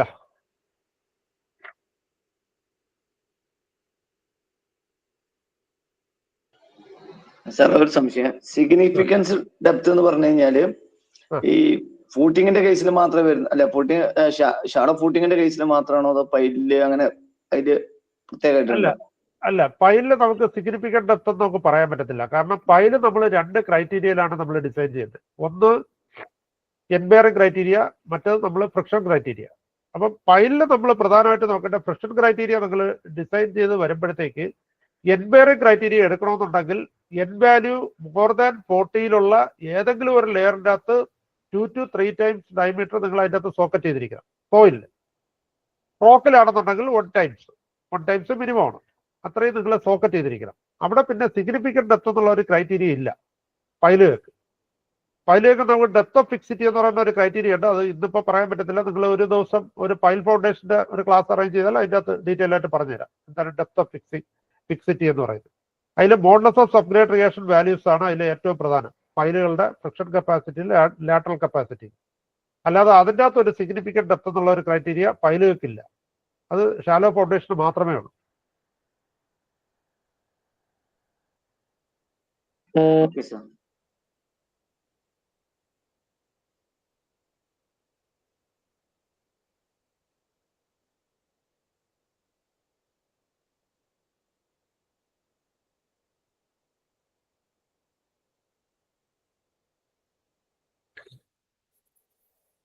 ഇനി ആർക്കെങ്കിലും സംശയങ്ങളുണ്ടോ?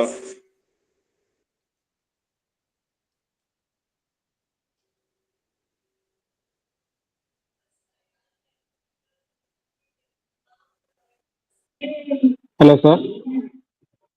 പറഞ്ഞോ സാർ ഒരു ഡൗട്ട്. സാർ ഈ ഓർഗാനിക് സോയിലിന്റെ കാര്യം പറഞ്ഞില്ലേ, നമുക്ക് കേരളത്തിൽ ഇവിടെ ഓർഗാനിക് സോയിലിന്റെ കാര്യം, ഓർഗാനിക് സോയിൽ വരാറുണ്ടോ, കണ്ടിട്ടുണ്ടോ? ഉണ്ട്. നമ്മളെ പ്രത്യേകിച്ചും നമ്മളെ കുട്ടനാട്, അതുപോലെ എറണാകുളത്ത്, ഇവിടെ കൊച്ചി, ഇവിടെയൊക്കെ ഓർഗാനിക് സോയിൽസ് വളരെയധികം നമ്മൾ കാണുന്നുണ്ട്. അത് നിങ്ങൾ സോയിൽ ഇൻവെസ്റ്റിഗേഷൻ റിപ്പോർട്ട്, കുട്ടനാടൊക്കെ ഡെപ്ത് എത്രയെന്ന് അറിയാമോ? 80 മീറ്ററൊക്കെയാണ് പൈലിന്റെ ഡെപ്ത് പോകുന്നത്. 80 മീറ്റർ 90 മീറ്ററൊക്കെയാണ് പൈൽ ഡെപ്ത് പോകുന്നത്. അതുപോലെ തന്നെ കൊച്ചിയിൽ ഈ അടുത്ത കാലത്ത് ഞാനൊരു ഡിസൈൻ വെറ്റ് ചെയ്ത് കൊടുത്തത് 68 മീറ്ററാണ്. അപ്പൊ 68 മീറ്റർ നമ്മൾ പോകുമ്പോൾ അതിൻ്റെ അകത്ത് പല ലെയറുകളും എൻ വാല്യൂ 1, 0 ഒക്കെ വരും. 1ഉം 0 ഒക്കെ വരും. അപ്പം അത്തരം 1ഉം 0 ഒക്കെ വരുന്ന കേസുകളിൽ ശരിക്കും ഓർഗാനിക് കണ്ടന്റ് ചെക്ക് ചെയ്യണമെന്നാണ്. അതിനാണ് ഞാൻ ലാബിലെ ഒരു ടെസ്റ്റ് ഞാൻ പറഞ്ഞത്. ഒരു സാമ്പിൾ എടുത്തിട്ട് അതിന് ലിക്വിഡ് ലിമിറ്റ് നമ്മൾ കാണും. ആരുടെയൊക്കെ മൈക്ക് ഭയങ്കര ഡിസ്റ്റർബൻസ്. ഓക്കെ, ഈ ഓർഗാനിക് കണ്ടന്റ് നമ്മൾ ചെക്ക് ചെയ്യുന്നത് ലാബില് ലിക്വിഡ് ലിമിറ്റ് ആദ്യം നമ്മൾ സാമ്പിളിന്റെ കാണും. എന്നിട്ട് അതിനെ ഓവൻ ഡ്രൈ ചെയ്തിട്ട് വീണ്ടും ലിക്വിഡ് ലിമിറ്റ് കാണും. അപ്പോഴും കാണുമ്പോഴത്തേക്ക് 25% വേരിയേഷൻ ലിക്വിഡ് ലിമിറ്റിൽ വരികയാണെന്നുണ്ടെങ്കിൽ അവിടെ ഓർഗാനിക് കണ്ടന്റ് ഉണ്ടെന്നുള്ളതാണ് നമ്മൾ സ്ഥിരീകരിക്കുന്നത്. ഈ പ്രത്യേകിച്ച് പക്ഷേ അത്രയും ഒരു ഡീറ്റെയിൽ ആയിട്ടുള്ള ഇൻവെസ്റ്റിഗേഷനിലൊന്നും നമ്മൾ പോകാറില്ല. നമ്മുടെ എൻ വാല്യൂ ക്രൈറ്റീരിയ കിട്ടുമ്പോൾ എൻ വാല്യൂ 0, 1, 5 താഴെയാണെങ്കിൽ നമ്മൾ അവിടെ ഒരു പ്രിക്കോഷനായിട്ട് നമ്മൾ അവിടെ ഓർഗാനിക് കണ്ടന്റ് നമ്മൾ കാണും. അപ്പം ഓർഗാനിക് കണ്ടന്റ് കണ്ടിട്ട് നമ്മൾ അവിടെ ചെയ്യണമെന്ന് പറഞ്ഞാൽ അതിന്റെ നെഗറ്റീവ് സ്കിൻ ഫ്രിക്ഷൻ വർക്കൗട്ട് ചെയ്യും. നെഗറ്റീവ് സ്കിൻ ഫ്രിക്ഷൻ വർക്കൗട്ട് ചെയ്തിട്ട് പൈലിന്റെ ടോട്ടൽ കപ്പാസിറ്റി നിന്ന് അതിനെ കുറയ്ക്കും. ബാക്കിയുള്ള കപ്പാസിറ്റി മാത്രമേ നമ്മൾ പൈലിലെടുക്കുകയുള്ളൂ. അതാണ് ഈ ഓർഗാനിക് കണ്ടന്റിന്റെ പ്രത്യേകത. ഓർഗാനിക് കണ്ടന്റ് നമുക്ക് സോയിൽ ഇൻവെസ്റ്റിഗേഷൻ റിപ്പോർട്ടിന്റെ അകത്ത് തന്നെ ചിലപ്പോൾ അവർ സൈഡിൽ പറയും പീറ്റ് പ്രധാനമായിട്ടും ഓർഗാനിക് സോയിലാണ്. അപ്പം അങ്ങനത്തെ ഇത് വരും. അതിന്റെ വാല്യൂസ് നമുക്ക് നോക്കുമ്പോൾ തന്നെ അറിയാം. അതിന്റെ PI വാല്യൂ വളരെ കൂടുതലായിരിക്കും, 32, 40, 50 ഒക്കെ വരും. അതാണ് നമ്മൾ ഓർഗാനിക് കണ്ടന്റ് ഉണ്ടെന്നുള്ളത് നമ്മൾ ഐഡന്റിഫൈ ചെയ്യുന്നത് നമ്മൾ അത് വെച്ചിട്ടാണ്. N വാല്യൂ 0യും 1ഉം ഒക്കെ ആയിരിക്കും.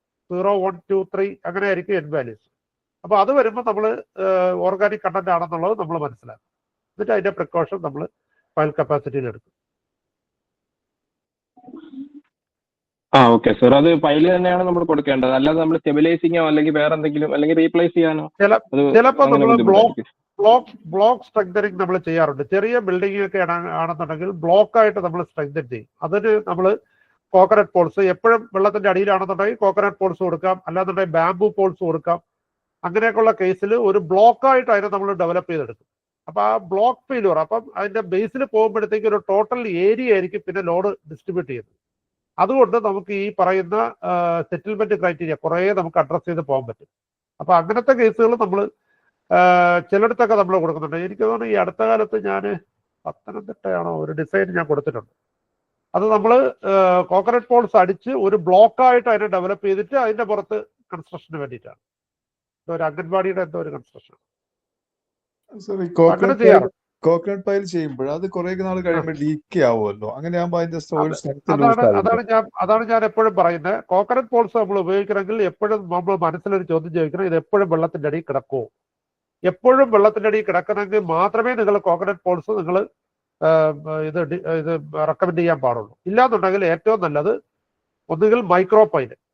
ഞാൻ കൂടുതലും മൈക്രോ പൈൽ ഉപയോഗിക്കുന്ന ആളാണ്. മൈക്രോ പൈലുകൾ വളരെ എഫക്റ്റീവാണ് ഇത്തരം കേസുകളിൽ. അതുപോലെ തന്നെ ബാംബു പോൾസിൽ നമ്മൾ ഉപയോഗിക്കുന്ന പച്ചമുളയാണ്. മറ്റേ മഞ്ഞമുളക് സാധാരണ ഉപയോഗിക്കാറില്ല.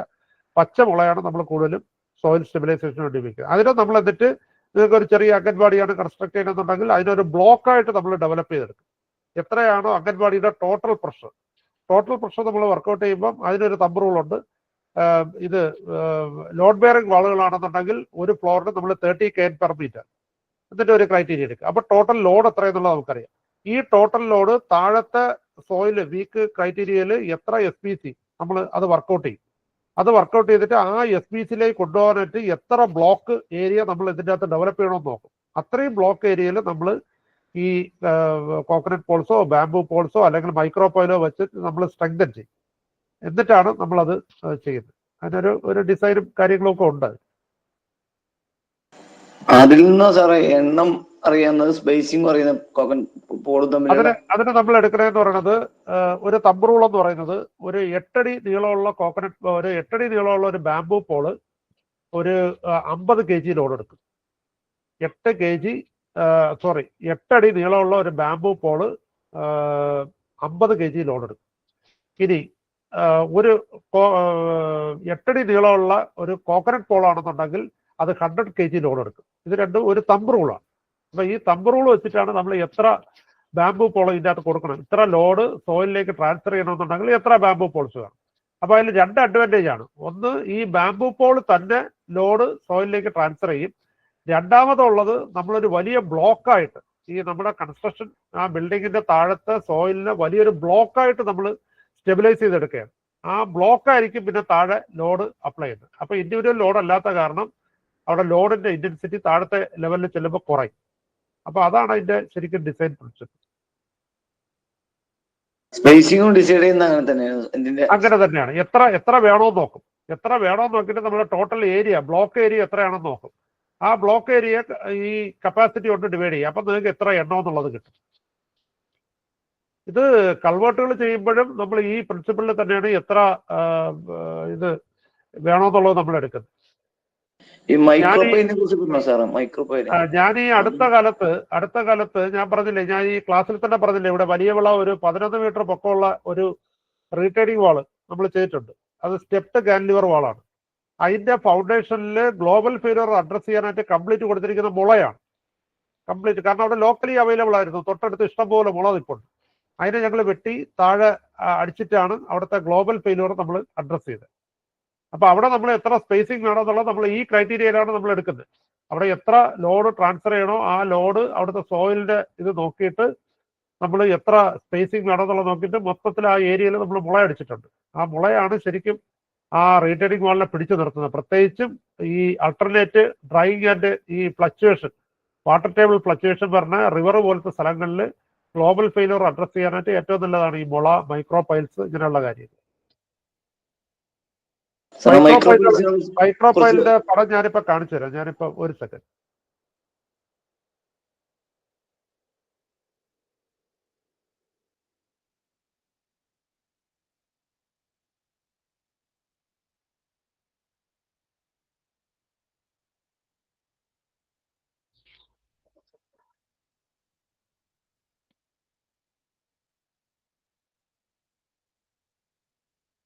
നാച്ചുറൽ മെത്തേഡുകൾ എപ്പോഴും നമുക്ക് സോയിൽ സ്റ്റെബിലൈസിങ്ങിന് വളരെ നല്ലതാണ്.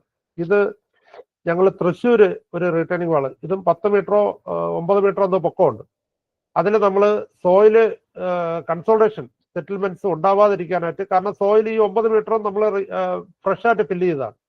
അപ്പൊ കൺസോൾട്ടേഷൻ ഉണ്ടാവാതിരിക്കാനായിട്ട് നമ്മൾ ഓല ഇട്ടതാണ്. ഓല ഒരു നല്ല മെത്തേഡാണ്. ഓലയെ നമ്മൾ മറിച്ചിടണം. ഈ ഓല എങ്ങനെയാണ് ഇട്ടിരിക്കുന്നത് നിങ്ങൾ ശ്രദ്ധിക്കുക. ഓല മറിച്ചിടണം. മറിച്ചിടുമ്പോൾ ഓല ഓരോന്നും ഓരോ കാൻലിവർ ബീമാറ്റ് ആക്ട് ചെയ്യും. ഇതിന്റെ നടുക്കുള്ള ഈ മടൽ എന്ന് പറഞ്ഞിട്ടൊരു സാധനമാണ്. ആ മടലിന്റെ അവിടെ നിന്നാണ് ഈ ഇലക്ക് എന്ന് പറയുന്ന സാധനം റേഡിയേറ്റ് ചെയ്യുന്നത്. അപ്പൊ ഇലക്കിന്റെ അകത്ത് മണ്ണ് നിറയുന്നതിനനുസരിച്ച് ഇലക്ക് ഓരോന്നും ഓരോ കാൻലിവർ ബീമുകളായിട്ട് ആക്ട് ചെയ്യും. വളരെ സേഫ് ആയിട്ടുള്ള ഒരു മെത്തേഡാണ്. ഇതാണ് മൈക്രോ പൈൽ എന്ന് പറയുന്നത്. ഇത് മൈക്രോ പൈലുകൾ നമ്മൾ കാസ്റ്റ് ചെയ്തിട്ടിരിക്കുന്നത്. ഇത് റീറ്റെയിനിങ് വാൾ, പാലക്കാട് ജില്ലയിൽ ഒരു റീറ്റെയിനിങ് വാൾ ചെയ്യാൻ വേണ്ടി മൈക്രോ പൈൽ കാസ്റ്റ് ചെയ്തതാണ്. മൈക്രോ പൈലിൽ ഇതിൻ്റെ അകത്ത് 2 കമ്പിയാണ് നമ്മൾ കൊടുത്തിരിക്കുന്നത്. 2 കമ്പി കൊടുത്തിട്ടാണ് ഈ മൈക്രോ പൈൽ കാസ്റ്റ് ചെയ്യുന്നത്. അത് കമ്പി ചില കേസുകളിൽ 1 കമ്പി ഇടാറുള്ളൂ, ചിലതിൽ 2 ഇടും, ചിലതിൽ 3 ഇടും, ചിലതിൽ 4 ഇടും. അത് ഡിപ്പെൻഡ്സ് അപ്പോൺ ദ സോയിലിന്റെ സബ്ഗ്രേഡ് റിയാക്ഷൻ. ആ സോയിലിൽ അത് പെനട്രേറ്റ് ചെയ്ത് പോകാനായിട്ട് എത്രയധികം ബുദ്ധിമുട്ടുണ്ട് എന്നുള്ളത് നമ്മൾ അസസ് ചെയ്തിട്ടാണ് എത്ര കമ്പി ഇടണം. ഇതിൽ നമ്മൾ 2 കമ്പിയാണ് കൊടുത്തിരിക്കുന്നത്. ഈ 2 കമ്പി ഇതാണ്ട് അതിൽ ഇത്രയും കമ്പി വെളിയിലേക്ക് പ്രൊജക്ട് ചെയ്തിരിക്കും. 2 കമ്പിയുടെ ഒരു ഏകദേശം 1.5 അടി വെളിയിലേക്ക് പ്രൊജക്ട് ചെയ്യും. ഇതിനെ നമ്മൾ മുകളിൽ കൊടുക്കുന്ന ആ സ്ലാബിൽ നമ്മൾ ഇതിനെ ലോക്ക് ചെയ്യും. നമ്മൾ സാധാരണ പൈൽ ക്യാപ്പിൽ ലോക്ക് ചെയ്യുമ്പോൾ തന്നെ ഇതിനെ ലോക്ക് ചെയ്യും.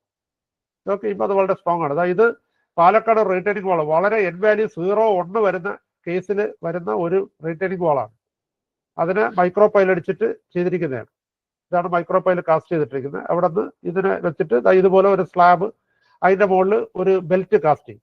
ആ ബെൽറ്റിന്റെ അകത്ത് ഈ മൈക്രോ പൈലിൽ നിന്ന് വരുന്ന കമ്പിയെ അതിൻ്റെ അകത്ത് ഒടിച്ചു വെക്കും. അതിന്റെ താഴത്തെ കമ്പിയുടെ മുകളിലായിട്ട് ഒടിച്ചു വെക്കും. സാധാരണ പൈൽ ക്യാപ്പിൽ ചെയ്യും പോലെ ഒടിച്ചു വെക്കും. ഇതിന്റെ കപ്പാസിറ്റി എങ്ങനെയാ സാർ ഡിസൈഡ് ചെയ്യുക? ഇതിന്റെ ഫ്രിക്ഷൻ കപ്പാസിറ്റിയാണ്. ഫ്രിക്ഷൻ കപ്പാസിറ്റി എന്ന് പറഞ്ഞാൽ ഇതിന്റെ സർഫസ് ഏരിയ എടുക്കുക. സാധാരണ ഫ്രിക്ഷൻ പൈൽ എങ്ങനെയാണോ കപ്പാസിറ്റി കണ്ടുപിടിക്കുക, സെയിം, ഒരു വ്യത്യാസം. നോർമലി ഇതിന്റെ എത്ര ഡെപ്ത് വന്നു സാർ ഇതിന്? ഇത് 1.8 മീറ്റർ, 2 മീറ്റർ ആണ്. അതിന്റെ ഏറ്റവും താഴത്തെ ആ ചേമ്പേർഡ് പോർഷൻ പോയാൽ 1.8 മീറ്റർ ആണ് ഡെപ്ത്. ഇതിന്റെ അഡ്വാൻറ്റേജ് എന്ന് പറഞ്ഞാൽ ഇതിൽ വേറെ വലിയ മെക്കാനിസം ഒന്നും വേണ്ട. 2 ആള് തൂക്കി എടുത്തോണ്ടൊന്നും ഇതിനെ അടിക്കാൻ പറ്റും. സാധാരണ ഹാമർ കൊണ്ട് തന്നെ ഇതിനെ തട്ടി താഴ്ത്താൻ പറ്റും. ഞാൻ ആലപ്പുഴ ഒരു പാലം ചെയ്തിട്ടുണ്ട്. 48 മീറ്റർ കണ്ടാണ് സ്പാൻ. അതിൻ്റെ അകത്ത് 208 മൈക്രോ പൈൽ അടിച്ചിട്ടാണ് ആ പാലം ചെയ്തിരിക്കുന്നത്. ഒരു MM പോലും സെറ്റിൽമെന്റ് ഇല്ല. ഈ മൈക്രോ പൈലിന്റെ ഡെപ്ത് എങ്ങനെ സാർ ഫിക്സ് ചെയ്യുന്നത്? അതാണ് ഞാൻ പറഞ്ഞ, അതിൽ എത്ര ലോഡ് എടുക്കുമെന്ന് നോക്കും. മൈക്രോ പൈലുകൾ നമ്മൾ കൂടുതൽ ഡെപ്തിലേക്ക് അടിക്കാൻ പറ്റത്തില്ല. ഡെപ്തിലേക്ക് അടിക്കണമെങ്കിൽ അതിനുള്ള പെനട്രേഷൻ മെക്കാനിസംസ്, ഇതുപോലെ JCB ഒക്കെ നമുക്ക് സൈറ്റിൽ പോകുന്ന ഇതായിരിക്കണം. പക്ഷെ അല്ലാത്ത കേസുകളിൽ നമുക്കൊരു പരമാവധി ഒരു 6 അടി ഡെപ്തിലെടുത്താൽ 2 ആളുകൾക്ക് ഇതിനെ തൂക്കി എടുത്തോണ്ട് ഇതിനെ പെനട്രേറ്റ് ചെയ്ത് താഴ്ത്താൻ പറ്റും. അപ്പൊ അത് നിങ്ങളെ മെക്കാനിസം എത്രയാണെന്ന് നോക്കിയിട്ട് വേണം ഡിസൈഡ് ചെയ്യാൻ. കൂടുതൽ ഡെപ്തിലേക്ക് ഇത് കൊടുക്കേണ്ട കാര്യമില്ല, കാരണം ഇത് അടുത്തടുത്താണ് ഇത് കൊടുത്തിരിക്കുന്നത്. ശ്രദ്ധിച്ചില്ലേ, അടുത്തടുത്ത് കൊടുത്തിരിക്കുന്നത്. സോ എത്ര ഒരു മൈക്രോ പൈൽ നമ്മൾ ഡിസൈൻ ചെയ്താൽ അത് എത്ര ലോഡ് എടുക്കുമെന്ന് നമ്മൾ ആദ്യം വർക്കൗട്ട് ചെയ്യണം. അത് കഴിഞ്ഞിട്ട് നമ്മളെ ലോഡ്, ടോട്ടൽ ലോഡ് എത്രയാണ് അത് നോക്കിയിട്ട് വേണം നമ്മൾ മൈക്രോ പൈൽ എത്ര സ്പേസിംഗ് ആണെന്നുള്ളത് നമ്മൾ ഡിസൈഡ് ചെയ്യും. സാധാരണ പൈല് പോലെ തന്നെയാണ്, ഒരു വ്യത്യാസമില്ല.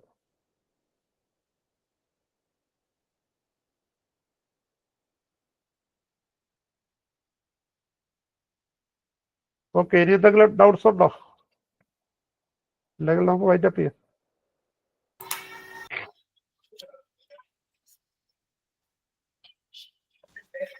ഓക്കെ സർ, ഡൗട്ടുകൾ ഇല്ലെങ്കിൽ വൈൻഡപ്പ് ചെയ്യാം.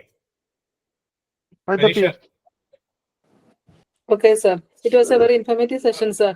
സാറിന്റെ ഇത്രയും സമയം സ്പെയർ ചെയ്തതിന് അസോസിയേഷന്റെ പേരിൽ ഞാൻ നന്ദി രേഖപ്പെടുത്തുകയാണ്.